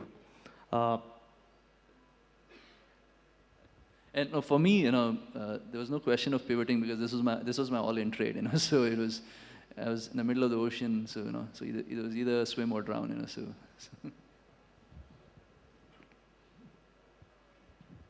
Any other questions from the audience? I see a hand there in the back. Yeah, this question goes to Pallav. Yeah, you've been talking about moving from Calcutta to Bangalore. So could you please throw a little more light on how was the transition and how you faced the challenge of coming into Bangalore and starting up or kind of building or rebuilding the teams? Sure. So just to set the fact that we didn't move from Calcutta, it's only my bum I moved from Calcutta to Bangalore and rebuilt a team here. So the Calcutta team is still pretty strong, growing 70 plus right now and adding another 30, 40 every year. So the reason why I moved from Calcutta to Bangalore personally was I felt a lack of lateral talent in Calcutta. So we're doing a whole bunch of things. The guys were hungry enough, they're still hungry enough. But you hit a point where you want somebody who's been there, done that to come and say, hey, you know what, these 5 things I can help you pace up. These 3 things are absolutely stupid things you guys shouldn't do. And to look at the next year or the next 3 years of growth, you guys should be doing that. And that we found practically non-existent in Calcutta because there are very few product companies who are existent or have scaled up. So we came to Bangalore and said, you know what, let's go and hire people who've been there, done that. Put them as senior management, worked beautifully for about 2.5, 3 years, 2011 to 2014. But when this entire funding cycle happened, obviously, they've been up with us for 2-3 years. Second, they got, in some sense, bored of selling charting as well. I mean, there's only so much you can do in charting. Third, if you get a 4x check, okay, everything else sort of, the decision is very clear. 4x versus my internal sort of questions. And so from Calcutta to Bangalore, building an augmented team in Bangalore, building management layer in Bangalore was a great experience, great learning. Was it easy? To an extent, because of the sheer availability of people here.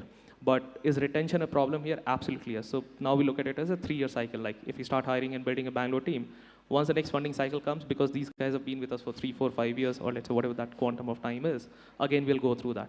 But we have created a model that, hey, you know what, how do we get people here, learn from them, teach this to our team in Calcutta, and next time these guys execute, again come to Bangalore. So we have Bangalore, Bombay, and we keep on hiring great people. We learn from them, and the internal joke is we hire them in Bangalore and we ship them to Calcutta for once a week. That's an interesting one. So every funding cycle, at the top of the funding cycle, you need to scale your Calcutta team, and then when it kind of retrenches, you can build your Bangalore team, which then teaches your Calcutta team. That's right. Okay, I see another question there. Hi, Nitin. This is a question, industry-specific question. You have recently invested in one of these digital signature companies. So wanted to know that how soon it will become real in the sense that when these regulators are going to permit it, where do you see that? Right. So yeah, so the company is called Digio, so they're trying to use Aadhaar based signatures. So biggest challenge for us, so we are at around 160,000 clients today. But then these 160,000 clients had to sign a 20-page document and go through a lot of trouble to actually open an account with us. The good news is e-signature has been given a go-ahead from SEBI. So I think from next week onwards, people who want to start with us can actually digitally sign. But there's another catch there. When you open an online trading in a demat account, there is a thing called as POA. POA can't apparently be digitally signed, so client still has to kind of sign it and send it. Also, I think this whole India stack, I think it's going to help financial services businesses like us quite a bit. So I think I could have done 3 times more business if I could have onboarded clients online. So how soon? Biometric, so already I guess the Samsung tabs coming with iris, so you can actually do an eKYC on the tab, and you can get a digital signature through Aadhaar. So I'd say in a year's time, I think we can completely onboard a guy that is do a KYC plus get a digital signature online. So I got vested interest in feeling very bullish on this, but so you have to take it in a pinch of salt. So. I think the lights are getting turned up, so I think that's a sign for us to give the stage to the next speaker. But I think you guys have been a fabulous audience, very interactive, and Pallav and Nitin, thanks for your great insights, and keep on kicking ass in your bootstrap businesses, and then you guys will probably see similar outcomes that, say, a MediaNet, another bootstrap business, and I think Bhavish is going to be speaking later today or tomorrow, has also seen. So I think the the conclusion, of course, should be that there is room for both models. You can be successful and also be a failure in both models.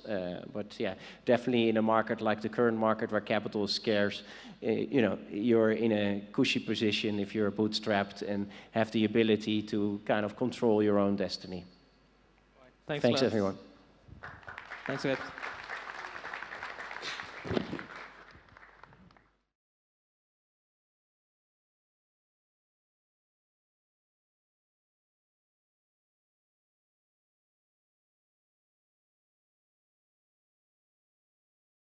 Thank you very much.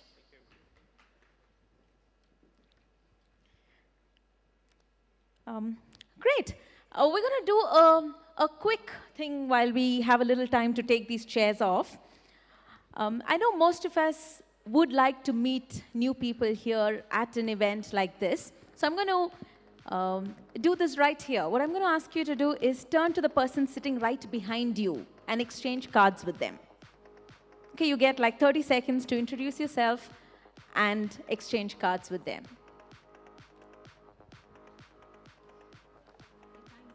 Your time starts now.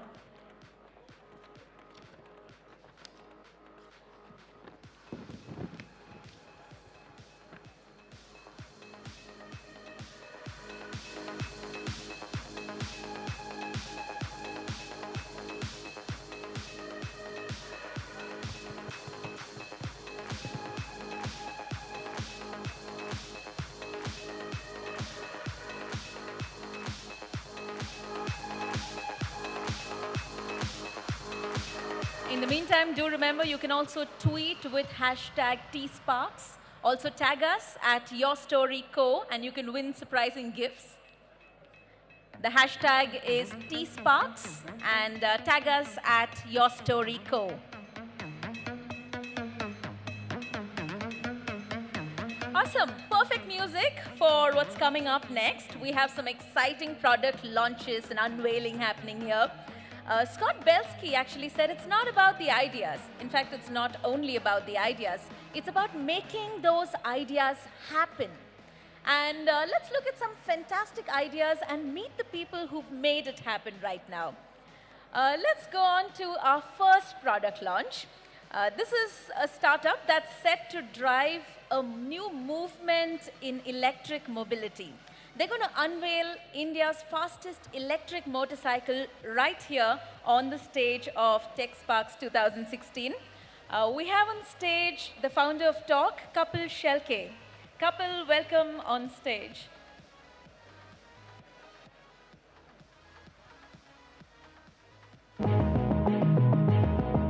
Kapil Shelke, founder of Talk. Technology does not suffer standing still.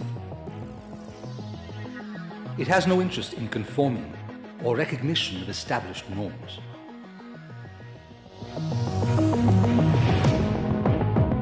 It is under no obligation to make sense to you. It is here not to obey, but to command your wildest imagination and question your farthest boundaries. Technology is the sound of fingernails on the freshly impossible. The wind that howls merrily amidst the creaking boughs of our perceived reality. It is forever young, forever unbridled, forever new. For where life is an endlessly changing vista of wide-eyed wonder, the seasoned and outworn have no place. They are mere relics, relegated to nostalgia, forgotten figments of a bygone age.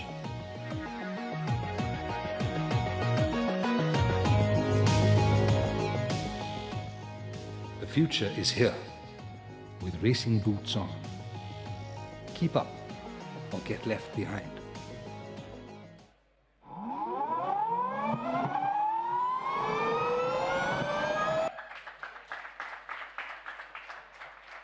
Good morning, everyone. This is Kapil. I am the CEO and founder at Talk Motorcycles. What I'm going to do here today, I'm going to present a revolutionary product. This product is going to set a benchmark in the electric vehicle space in India. The product, as you know, is an electric motorcycle. We call it the T6X. So let's start with very basic questions about motorcycles first. So what is a motorcycle? Or what makes a motorcycle a motorcycle? Is it the shiny exhaust? Is it the rumbling engine? Or a clutch lever? Or what would this make an electric motorcycle then, which has got none of the above? An electric motorcycle is something that you would love to drive without the complexity of a petrol engine. It is for the consumer who craves for speed. It has got instant torque, no vibrations, and superb acceleration. When you have all this, electric motorcycles are kicking up dirt in the staunchly traditional market. Why would somebody who loves the thundering sound of their exhaust ride an electric? There are 40 odd reasons I can give you right now about the T6X. But I'll just start with basics. And I promise not to go in the saving the future boring lecture. The electric motorcycle will have some merits over a petrol motorcycle. First, it has got superb acceleration. To understand this, we'll have to understand how a petrol engine works. A petrol engine usually has progressive torque. That means you have to rev the engine to 6,500 RPM to get the 15 Newton meters of torque that a 150cc motorcycle provides in India. By the time you do this, it is already late and you're not getting the complete torque. There's one more thing that I would like to say, is an electric motor gives you all the torque at 0 RPM. That means now you can accelerate from the point 0, even before moving, it has all the torque on your command. So it will give all the torque for you as a rider. And this will keep on continuously until you reach 60-70 kilometers per hour. This is what I call scary. There's one more thing that I would like to mention. Petrol motorcycles aren't allowed to give you all the power they have. When I say aren't allowed, actually not allowed. Because they're choked by the stringent emission norms? They have put themselves into the world of catalytic converters and restrictive exhaust. As the emission norms will get stricter, they will have to move towards less power and more into emissions. And the fuel economy has to rise. With electric engines, we don't have to do anything of this. There's nobody looking over our shoulders. We have all the power that I can give you. Clean, instant power at your command. This torque is what you're going to feel from 0 RPM.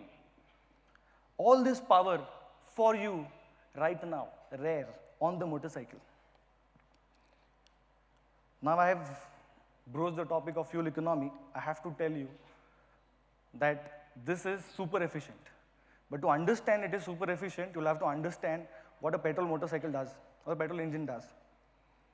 A petrol engine will have to suck air and fuel into a combustion chamber, then compress it, then burn it, and then take it out as a residual part through the silencer.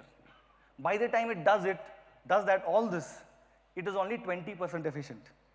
20. So that means you're putting in 10 bucks and you're going to get 2 bucks of forward motion.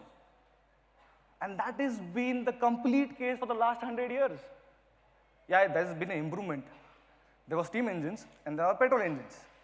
But I think this has to change. An electric motor is 90% efficient. When I say 90, it is almost close to 100.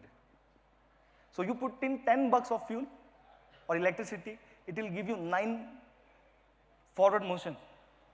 This is fantastic. This is what we need as riders.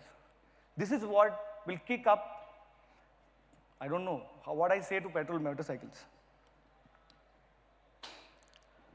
It has not been a case that we are introducing this as the first electric motorcycle of the world.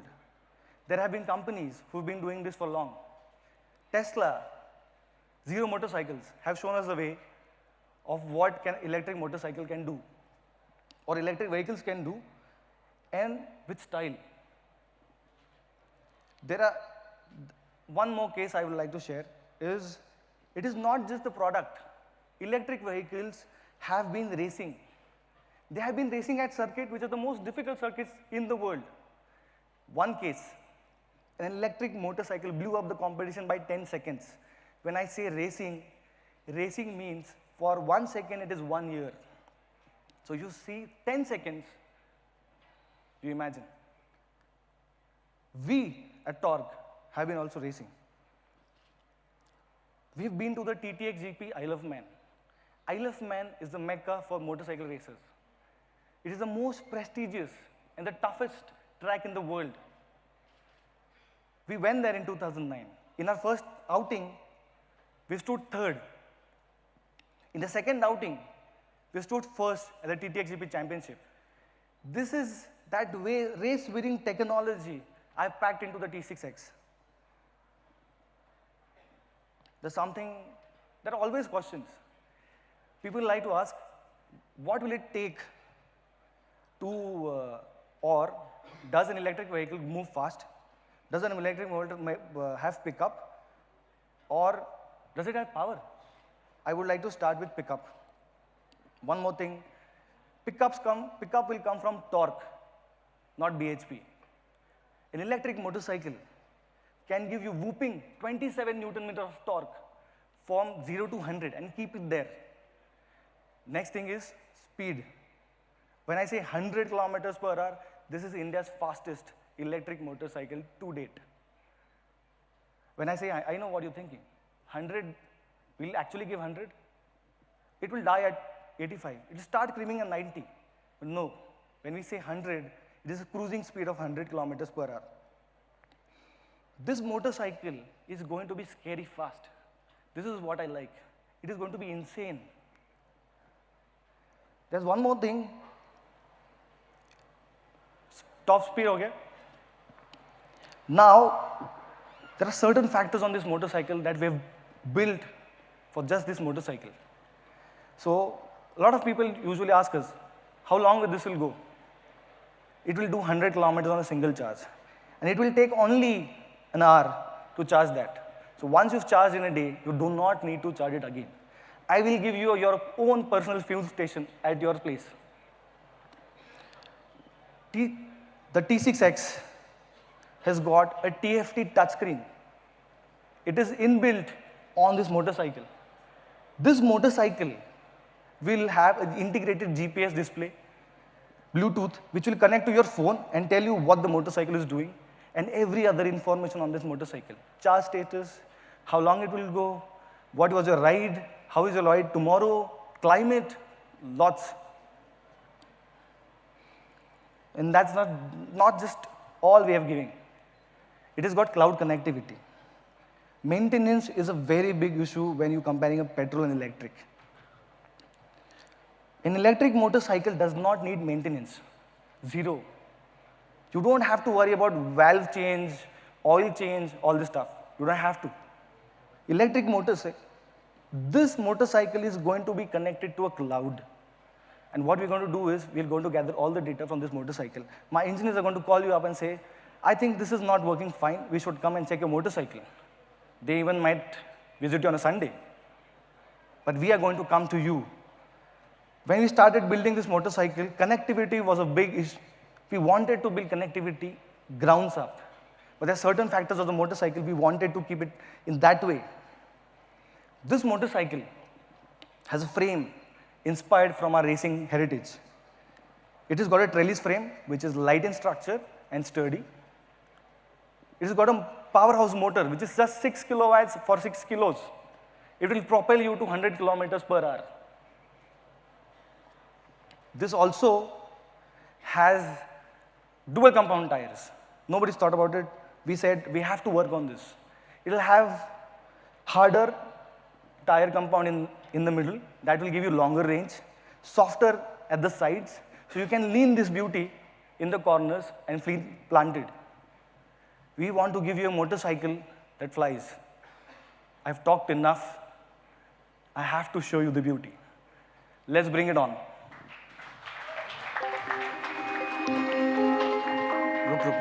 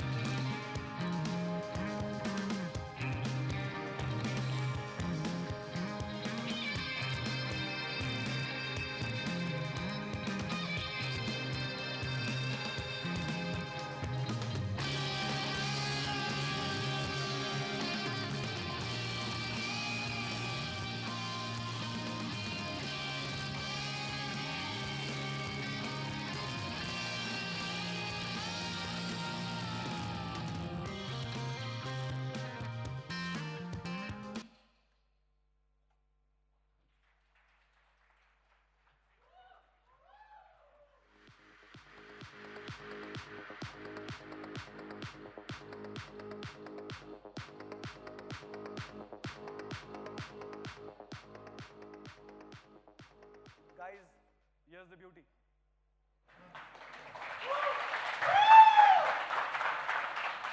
Thank you. This is real ground up. There is no motorcycle like this in India. There's one more query that people usually ask me. After all this, what is the price? I've asked them. I have thousands of emails telling me, price is at 2 lakhs. Can you get this at 1.75? I'm like, I'm listening. I want to give you a best price.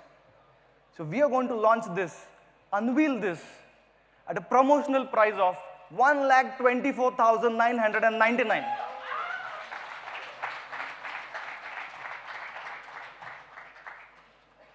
That's the beauty, that's the price. Go online, pre-book this motorcycle today, get into the club of Torque. We will invite you to test rides, we'll invite you to our conferences. Get this motorcycle, pre-book this right now. Thank you.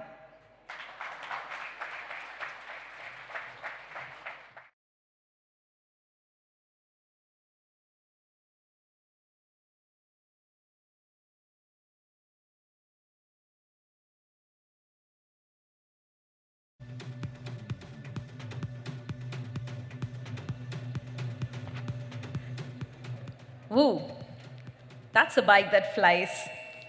Thank you so much, Dork. And sorry for photobombing as I walked across the stage. From a bike that's the future of electric motorcycle, really, to the future of chai. We're going to the second product launch. Now, we've all had chai from Chai Point, right? And mostly in offices, we order the box of chai. You've done that? Yeah? Oh, lots of recognition. So I remember every time we get the chai and it gets over, it's the last half chai glass, then you're like, I wish I had a little more. And I think that's what is going to happen now. The answer to that, where do I get a little more, is going to be unveiled here. I'm going to welcome on stage Amulik Bijral, who truly believes India runs on chai, but he's going to play us a video before he comes up. Amulik, over to you. Chai and filter coffee is the fuel for every working Indian. The challenge is to get the authentic version. Tea bags are always a compromise. Also, corporates don't have full transparency on the actual billing for the beverages consumed. Poor dispenser maintenance and low uptime result in a bad experience. Chai Point presents Boxy.in, a cloud-based platform for beverage services.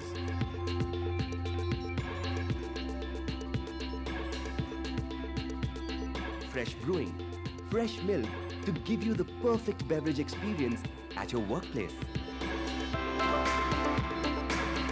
With Boxy.in, live data is available to the clients so they can track actual consumption of cups in real time. This live tracking is possible for a range, starting from a single office to multiple office locations across the city to even multiple pan-India locations. These features ensure the desired levels of transparency in operations and billing.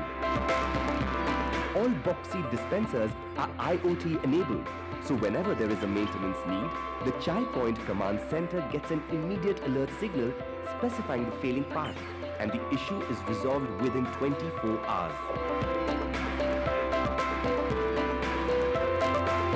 Boxy.in provides a much higher uptime, ensuring your employees always have access to fresh chai and filter coffee. Boxy.in, a one-stop solution for beverage services by Chai Point.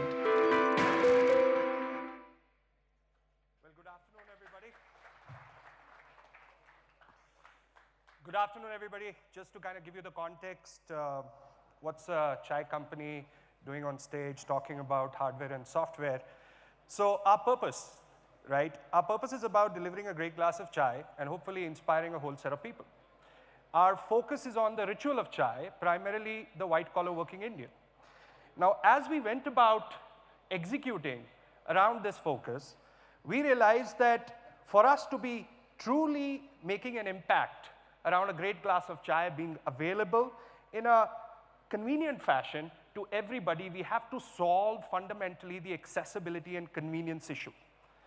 So first step of the journey, open more and more stores. And stores are great for the brand. They solve a lot of purpose. They are not going away anytime soon. They will exist. And we continue to build more. We are in 5 cities now. Over a period of time, we realized that some of the offices said, hey, just deliver chai from our stores. We did that. They said, hey, let's get into annual contracts. We did that.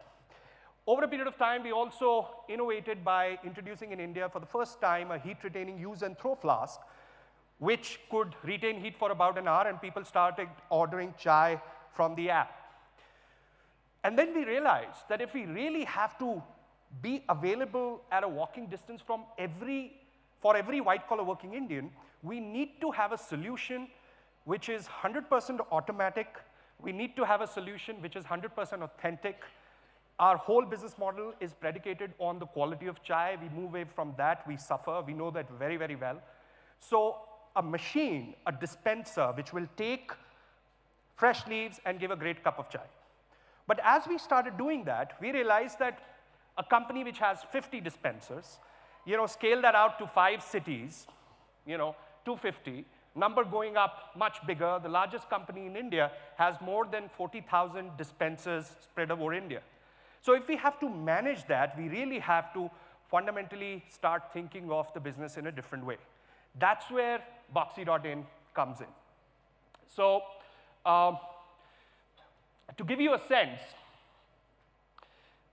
essentially IoT-enabled Boxy dispensers, right, which go through a device management layer, hit the server, and ultimately for the clients and to us at the back end, a dashboard to manage the uptime service of the dispensers, to know what is the consumption pattern across those dispensers, this information being available to our supply chain team so that they are delivering consumables across the country, right now for us 5 cities, soon getting into the 6th one, in an efficient fashion, right? We're never out of supply, machines are always on. If something goes wrong in the machine, as you probably saw in the video, immediately getting the alert before the client starts screaming that, hey, in XYZ pantry, the machine is not working, we are able to go and proactively address it. The other thing that we've realized that as this model scales out, machine learning becomes important because the basis for indenting and then ultimately supplying the intended consumables has to become intelligent. If it's dependent on some individual placing the right order, we will sooner or later falter. So that's where we realize that across the company, actually, our supply chain team has to have an indented basis which is coming from the feeding points. They may be the stores, they may be the flash delivery points, or the actual dispensers, and that's where machine learning became important. But actually, this is just a subset of the overall tech platform that we realized is not just a fashionable thing for us to do, but we essentially can't scale and we can't grow if we don't really build a truly omni-channel tech platform. And we started on this journey about 3 years ago. I think we are still, as a part of the journey, but we are very excited to say that in about the next year or so, we hope to release it so that other F&B businesses can also use the platform. But right now, this has become pretty much the core of the company as a part of our expansion plan. So first part, which is the basic part, which is the stores. Every store has point-of-sale systems.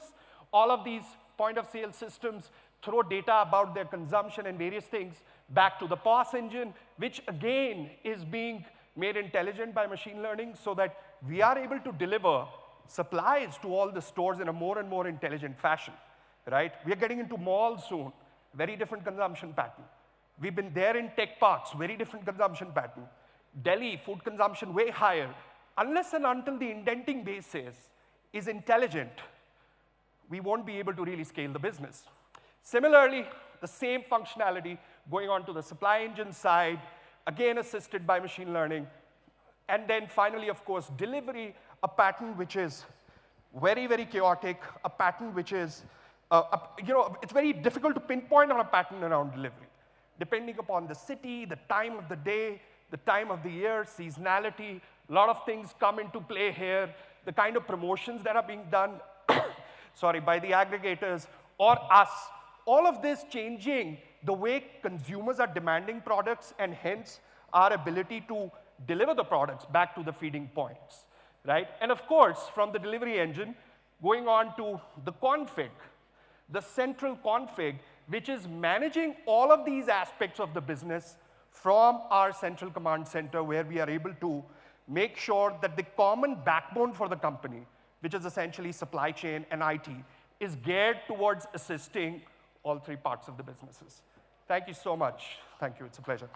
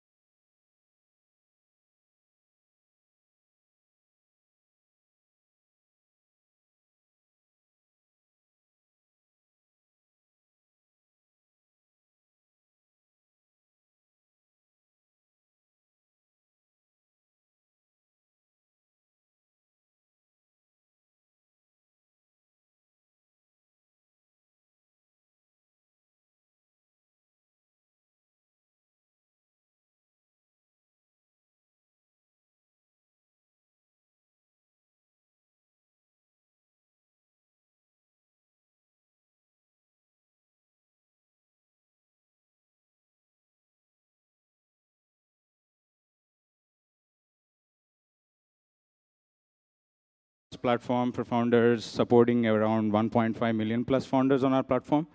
I can't tell a precise figure because every minute we are onboarding so many founders, right? And so yeah, interesting. I want to tell you about how we started, right? Our story. I think your story is a better platform to talk about our story. So Sean and John are the founders of F6S, and they have started the first accelerator in the world. It was called Springboard, which got acquired to Techstars. So after this, they wanted to actually probably like exponentially grow their impact or the problem they're trying to solve. How do we reach every single founder on this planet? How do we support every single founder on this planet? We cannot do that by being a building, nor by being a physical incubator, nor an accelerator. We can only do that by being on internet, right? So that's how F6S started, right? And as our vision suggests, we work for founders. But apart from these numbers of founders, 99% of incubators and accelerators run on us, starting from Techstars, Startup Bootcamp. In India, NASCOM, Cisco, Reliance. Some of the biggest backers and supporters of startups runs on F6S. We have so many deals on F6S. We have more than 70,000 investors on our platform investing through F6S to support startups. But at the end of the day, again, everything we do at F6S is for founders, either to save their time or to save money. We save time through our digital platform, that's f6s.com. We save money by launching this interesting product. It's called F6S Alpha Card. F6 and the deals on the platform, of course, but F6S Alpha Card is much more important to us because it is to support high-quality founders across the globe. Right? F6S Alpha today supports 20,000 founders globally and is delivering close to $20 billion worth of value last year. And our team wants to double that down. But I'm here today to launch an India-specific card, right? I've joined these guys in August. I mean, the founding team emphasizes a lot on India. India is growing market, and it's second largest market for us. And our projections say it's soon going to be the largest market for us. So I want to lead F6S in India like a startup in a startup. And this is a specific product for India. It's called F6S Alpha Upai. Upai, like UPAI, Upai, the solution. We want to back 200 high-quality founders through F6S Alpha Upai, which is going to deliver India-specific deals to save either founders' time or money. So these deals are exciting, pretty exciting, right? Globally, the deals on F6S Alpha are like access to co-working spaces of WeWork, then access to a lot of credits. I think even Zendesk is one of our backer here, and so access to a lot of events, priority access events. So F6S Alpha Upai will do everything what F6S Alpha does in India, 10 times more powerful, right? It's only given to 200 founders, and I'm here to offer F6S Alpha Upai to take 30 startups of Your Story. I think Your Story has done a great job in picking these high-quality founders so that we don't have to go and find these high-quality founders. The 31st high-quality founders in India who will get this card is at Your Story. But actually, I'm here to give 31 Alpha cards in India. The first F6S Alpha Upai goes to Shraddha Sharma for backing, I think probably backing entire ecosystem in India. So unfortunately, F6S today still works like a startup. We don't have a product right now, right? I don't have a card. So the MVP I currently have is my handshake, right? Can I invite Shraddha Sharma onto the stage to receive her first F6S Alpha Upai in India?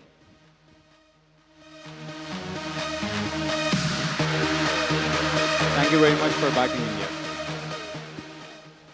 So thank you guys, that's it.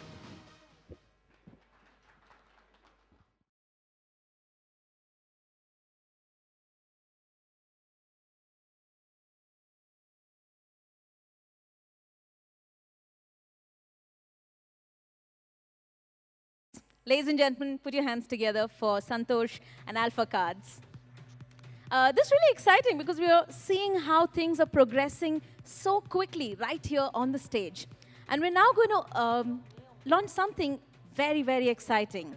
This one's from Blink. They're going to reveal the future of wrist wearables right Was here. playing it on Over Mac to or Team Windows? Blink. You could have your hands together for them. Team Blink.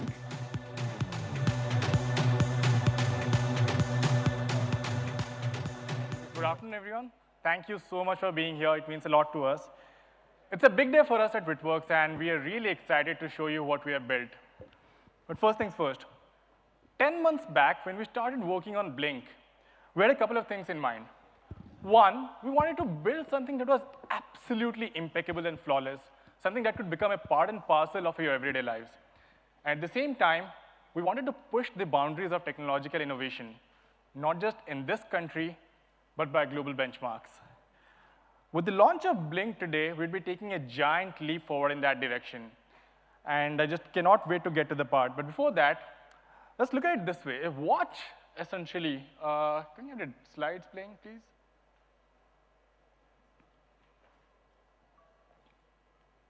Thank you so much. Yeah, so a watch essentially is a very, very interesting object. I mean, traditionally, it has been something that let you access the most critical information you seek on the go, time, at the most visually accessible place, which was your wrist. But now the kind of information and services you seek on the go has gone much beyond that. You want to stay updated with your mails, you want to check and respond to your WhatsApp messages. You dig into your phone 200 times a day just to not miss out on anything. And given that your watch is at such a critical position on you, it's so unique that you got it right here. It would be fair to assume that it could do a little more than just tell time. Now, the concept of smartwatches is also not new. There are a lot of work happening all across the world. But the moment you start digging a little deeper, you realize that there's something really broken there. For one, smartwatches today are a replication of phone in your wrist. So the interaction there, where you swipe right, swipe up, down, left, that's the way you're supposed to interact with a bigger screen, a 5.5-inch display. For a small 1-inch screen, the way you interact has to be completely revamped. Secondly, with something so powerful in terms of computing power on your wrist, people have tried putting in everything here, and that makes no sense. You don't need to really switch on your watch and see 50 things you don't know what to do with. The real delight of using or interacting on your wrist comes from keeping it absolutely simple and meaningful, and that thought hasn't been given. And keeping all this aside, I would say that a watch is a watch. You don't wear a watch because you want to see time necessarily. It's something that represents you. It's something that you identify with, and that sensibility has to be built in. At Whitworks, we got down to reimagine the entire way how a wearable should be, how the experience, rather, on a wearable should be. And after a lot of trials and research, we got down to evaluate how should you interact on the smaller screen. We took inspiration from some of the most iconic devices in history, which reimagined the way people could interact on their interface, which in turn, I would say, changed that entire category in itself. And after a lot of trials, we devised a new input and navigation method for a smaller screen, something that we call it touch bezel. So the way it works is you could nicely scroll through the edge of your watch to navigate from point A to point B, or even scroll through a list item. So to go from, say, item 1 to 20, you don't have to swipe 20 times. You can just scroll through it. Now, without waiting any further, let's take a look at how it works. So let's say you have the watch here, and you want to change the watch face over here. You just do a long tap on Blink.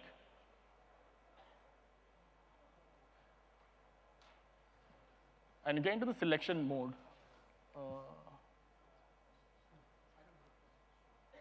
Okay, the videos are not playing. But you get into selection mode, and that's where you could scroll through it, scroll right through it. There's a very easy navigation that lets you scroll through all the watch faces, and to select a single, any watch face, just tap on it. Let's try one more time if it works. I'm so sorry about this. In any case, so the beauty of Blink lies in its simplicity. All interaction on the watch happens through just taps and scrolls. And there's only a single button, which comes from the perspective that even with smartwatches out there, where the simplicity in a device has been defined by having a single button that lets you toggle between home and app space. A watch today, most of the smartwatches today have 3 to 4 buttons. You have to form a visual map to decide where the menu lies, where are your glances, where can you access which apps, and that makes no sense. So in our watch, you could just toggle between the app space and the watch face just by a single tap of the button. We'll have more videos circulating right after this presentation so that you can look at the experience about how it works. And trust me, I mean, like when you enter the app space, you have all the icons arranged in a circular format around the edge of the watch, and you can nicely scroll through them. And that effortless experience is the best that we have ever had while interacting on the wrist. And to be able to do that, to be able to say that we have completely re-engineered the way people could interact on a smaller screen, it requires breaking or stripping down mobile operating systems to their very bare minimum, to the very bare modes. We have defined new design language for a smaller screen. And there's only one way to do it, and that's by building your own operating system. So Blink runs on Marvin, and to tell you more about it, I have Ankit over here with me. The video is not working.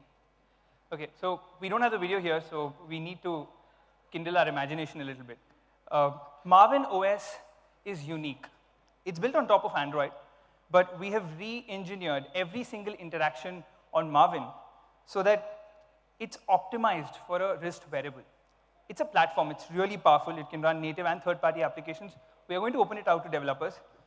But what it's truly trying to achieve is to simplify the way we interact with a smartwatch. Now, on the watch face of the watch, all the information that we seek on the go is available right there. A right swipe opens the fitness panel. That with beautiful rings, you're able to see how much activity you've done during the day. And the 9-axis motion sensor on the watch does accurate step tracking to the T. It's benchmarked against all fitness tracking devices. Left swipe opens something called the timeline. Just press it. It's interesting that we can't show you here, but all your calendar, all your reminders, all your alarms, everything is put into one place, into a single timeline. And using the touch bezel, you can scroll through the timeline, move clockwise to go into the future, and anti-clockwise to go into the past. And that in itself is a beautiful experience. Swiping up would be to the quick settings panel, but this is how the watch interacts with when you want information from the world. But then when you get a notification from outside, how does it work? So when you get a notification, the message comes in straight to your watch. You can tap on the message, you can read the message. You can also reply straight from the watch by selecting any one of the options that you have preset using the touch bezel. It's very, very simple.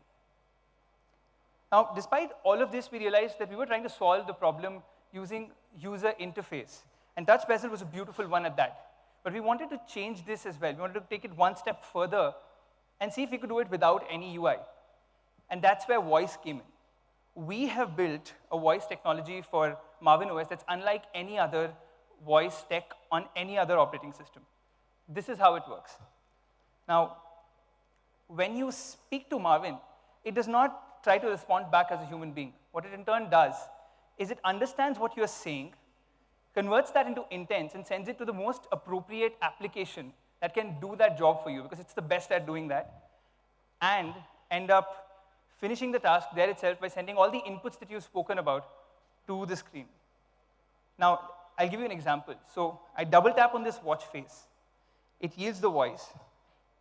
I say, Ola, book me an Ola Prime to Kormangla. And it takes me to the Ola app with Kormangla and Ola Prime pre-selected. All I need to do is tap on a button, and my cab will be booked. That's all. That's how voice works on Marvin. Now, the hardware on Marvin OS, on Blink, is state-of-the-art. We have a 9-axis motion sensor. We have voice. We have a speaker that a lot of smartwatches don't have. We have a 1.2 gigahertz dual-core processor with a 1 GB RAM. Together, they provide impeccable performance. And at hardware in itself, when we started building it, we realized that we could give nothing short of perfect. And this is state-of-the-art. So that's it from my side on Blink and Marvin. Over to Somnath.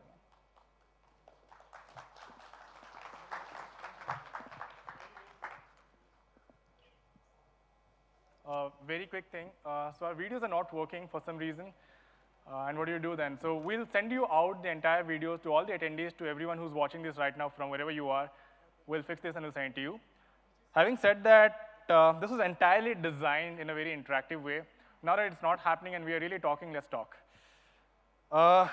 Keeping everything aside, let's look at it this way. Building something that's truly phenomenal requires a certain amount of product empathy.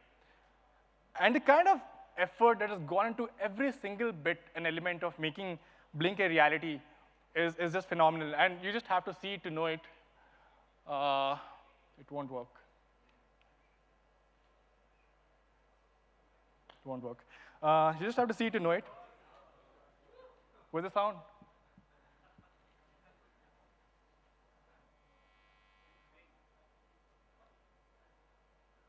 Could we have the sound, please? I'm sorry, I'll not play it without the sound. I'll take it back. But yeah, keeping that aside, we can skip the video. We'll share an online version. We'll just try.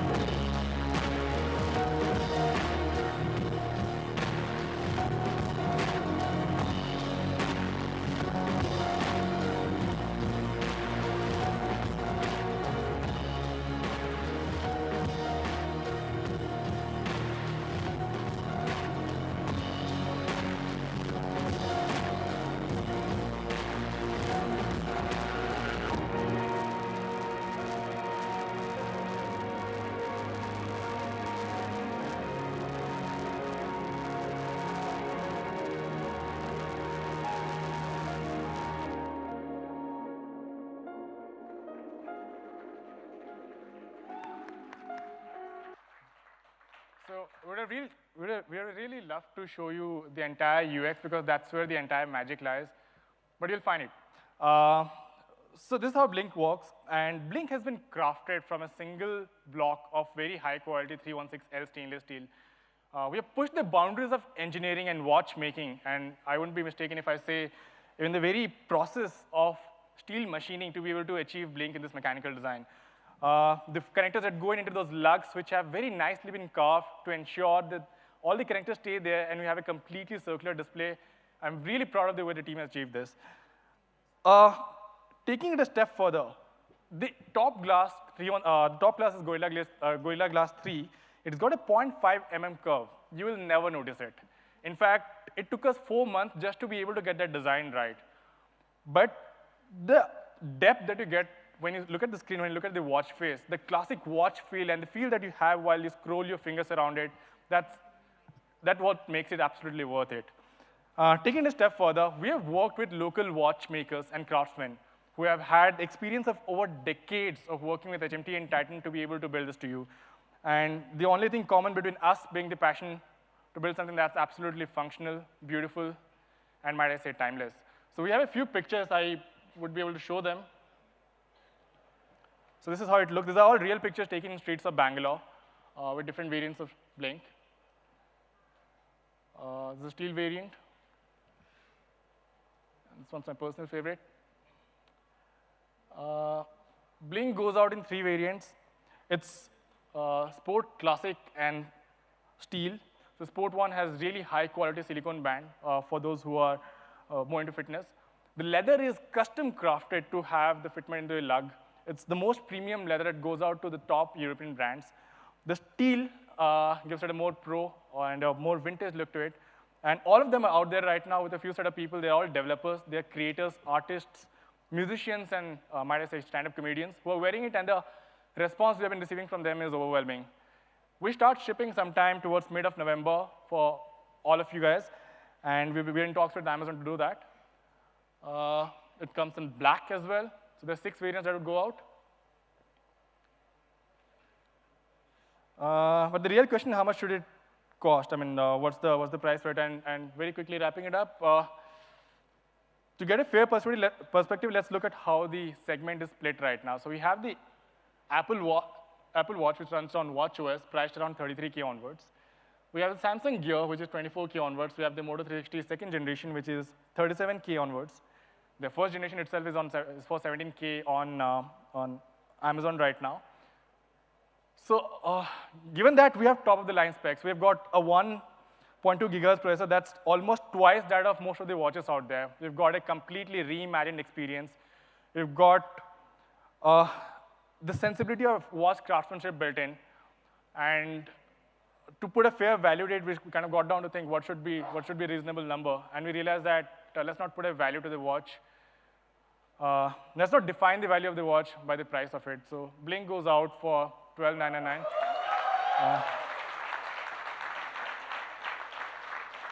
For all the three variants, you'll be able to find it around here. And just for today and tomorrow, we are starting an introductory introductory offer till the time TechSparks ends, which is about, I would say, or maybe a day beyond that, till midnight Sunday. You can pre-book for a 10% off, so it doesn't start from $12,999. It essentially then starts from $11,700. So go ahead, grab it. But I'm so sorry about the way it has turned out. We'll do this again. And before I leave, one final thing. I mean, keeping all of this aside, building something this phenomenal requires a certain amount of, I would say, building your own operating system, building your own device, trying to build a consumer tech brand in the country like this, it takes more than just passion. It takes a certain amount of insanity, or might I say audacity.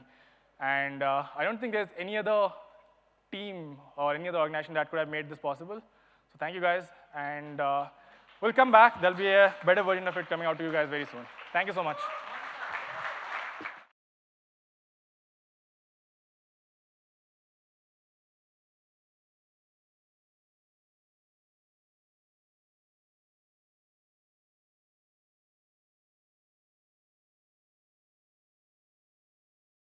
Team. Can we hear it for Blink?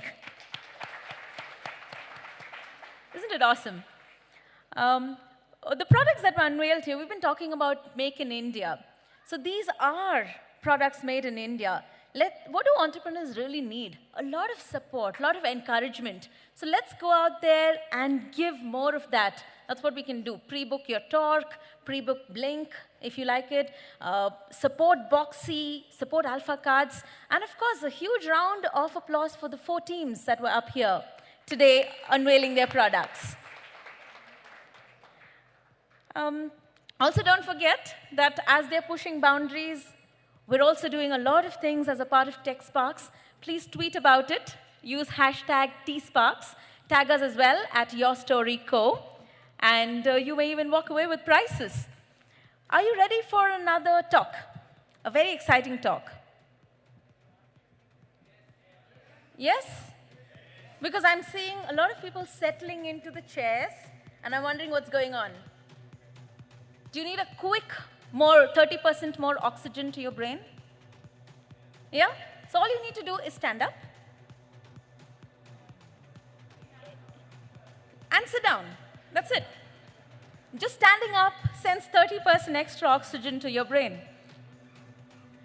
Right, we're going to move on to another exciting talk. This one is really going to keep us completely hooked on. It's from the co-founder and CEO of BookMyShow. Ashish decided to start his own venture and set up Big Tree Entertainment in 1999.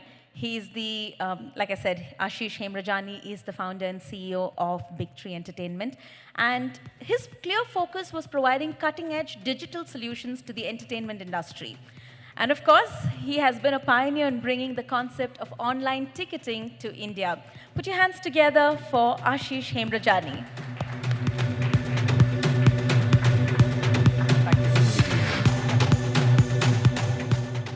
Thanks for having me. I have 15 minutes, and BookMyShow has been around for 18 years, so I have less than a minute for every year that I need to speak about. So I'm going to make it really quick. The topic was about the Indian ecosystem and some valuable insights to entrepreneurs. The best way I can do this is by giving my own story on the journey, the background, who we are and where we intend to go. Also by giving you certain anecdotes and things that we've done along the way, things that we've learned, and imparting that knowledge to some of you guys who are a part of this ecosystem. So it all started because of smoking and alcohol. I don't smoke. I don't mind people smoking, but I used to work in advertising, and everybody has chai and cigarettes. I think that's how the creative ideas flow. But it was a problem because it was an air-conditioned office, and I had a big issue with that. And I used to wonder why J. Walter Thompson allowed smoking in the offices. Little did I realize that ITC was their brand and they couldn't chuck them out. And so I took a holiday to South Africa, Zimbabwe, and Botswana. It was just one of those discovery holidays. I was backpacking, I got mugged. I took trains, planes, automobiles. I was under a big tree at Storms River Valley when I heard a radio commercial trying to sell rugby tickets online. And I said, shit, this is something that we can do in India. I remember going with your girlfriends or multiple girlfriends sitting on the steps of a movie theater, and they wouldn't give you tickets because the 1953 Cinema Regulation and Telegraphic Act of India hasn't been changed till today. You had these pigeonholes of advance and current bookings. You would get lathi charged in the line when you went to buy a cricket ticket, and you were a customer. Forget user experience, you were getting bashed by the cops because you wanted to go and buy a ticket. By the time you reached the box office, it would say it's sold out. And I didn't think too much about it on that trip. I continued my journey and I went to Cape Town. And I was in a wine-growing region of Stellenbosch. It's like the Napa of US or the Nasik of India. And it's really nice because you can go and pay 10 rands or 20 rands, and a lot of vineyards are free, where you go and you sip wine. Now, something odd happens with wine. When you have chai, cutting chai outside, everybody becomes very colloquial and Indian. And when they have wine, they suddenly, let the wine breathe. And, let it swirl through your teeth and your palate, and all that bullshit was happening. I'm an Indian. I come from a land of scarcity, number one. Number two, I'm a Sindhi, where the nostrils are large and the air is free. I'm not spitting any good red wine. I kept drinking and drinking and drinking. By the time it was 3 p.m. in the afternoon, I was smashed out of my brains. So it started with smoking, ended up with alcohol. I was in a youth hostel bunk bed. I sent the most expensive SMS of my life to my boss at that time, 186 rupees at that time. And I said, I'm quitting. I realized only the next day. I came back to Bombay, I didn't have a job. I started building a business plan. I went to Shailendra. At that time, I went to Sequoia. No, maybe later. I went to a lot of guys, and then I sent a fax to Chase Capital Partners, JP Morgan, and they gave me 2 crores. Those were the dot-com boom days. And this gets me to the point that I went through the dot-com bust in 2002. Everybody's seeing what the environment, I think it's a very healthy and a great time to be in India. I don't think you should lose hope and be pessimistic. As an entrepreneur, you don't have an option. The pessimist says the glass is half empty. The optimist says the glass is half full. As an entrepreneur, you look at the empty section and you said, I'm going to add some scotch. Either going to enjoy the journey or be too drunk to care. So 1999, the internet penetration, the credit card, debit card, the ecosystem didn't exist. In the internet business, your cost curve needs to flatten as your revenue curve keeps rising. Please remember that lesson. Also, it needs to keep widening. In our case, every time people called us, because 98% of our bookings took place on the call center, we would add more bodies behind the call center. We would have more people doing home deliveries. We were probably the first company in the world, 1999 to 2002, where we did cash on delivery for live inventory. So we used to buy inventory from cinemas because there was no automation. And we would have an actual loss on the weekdays because nobody wanted to go to the movies. And we had an opportunity loss on the weekends because we could sell more. And every time we got called for more tickets, we would have more people behind the call center. So it was hugely inefficient. I got invested by News Corp in 2001. By 2002, I had the dot-com bust. I went from 150 people down to 6, if that is a barometer of success or failure. I moved from a 2,500 square foot office to a 136 apartment in Bandra. And that's where the hockey stick growth happened. We decided to invest in building the ecosystem. So we started installing ticketing software. We started running call centers. We started running white label services for concerts and events. And I'm going to use a few anecdotes to tell you that you don't need to have SAP, Oracle. I'm sorry if there are folks in the room from those companies. They're great companies. But I'm saying you can find simple answers to complex problems by just using your common sense. So I'll give you a couple of examples. The way we built our CRM and the way we actually tracked non-delivery receipts. At that time, there were no GPS devices, there were no satellites, there was no cell phone communication, there was no camera phones and smartphones. Whenever we delivered tickets and somebody said, hey, listen, I haven't got my tickets, it's a non-delivery receipt. You know what we used to do? We used to take the description of the door. So the guy would call up and say, hey, listen, I haven't got my tickets. We'd say, hey, are you on the 3rd floor? Do you have a blue color door with a horseshoe on it and a grill? And the guy said, how the fuck do you know? We're saying we were there. It was common sense. How did we build our CRM? And I'm going to give you a real example. I'm going to change the name of this guy in Delhi called Mr. Khanna. Every time Mr. Khanna bought 2 tickets for a sleazy movie, he used to get the tickets delivered to his office for a sleazy cinema. Every time he bought 4 tickets for a family film, he would get it delivered to his home. If you have an analytical layer on top of it, Khanna was having an affair. I knew it. He knew it. Nobody else did. Similarly, we had a guy called Pappu Pelwan from Paharganj.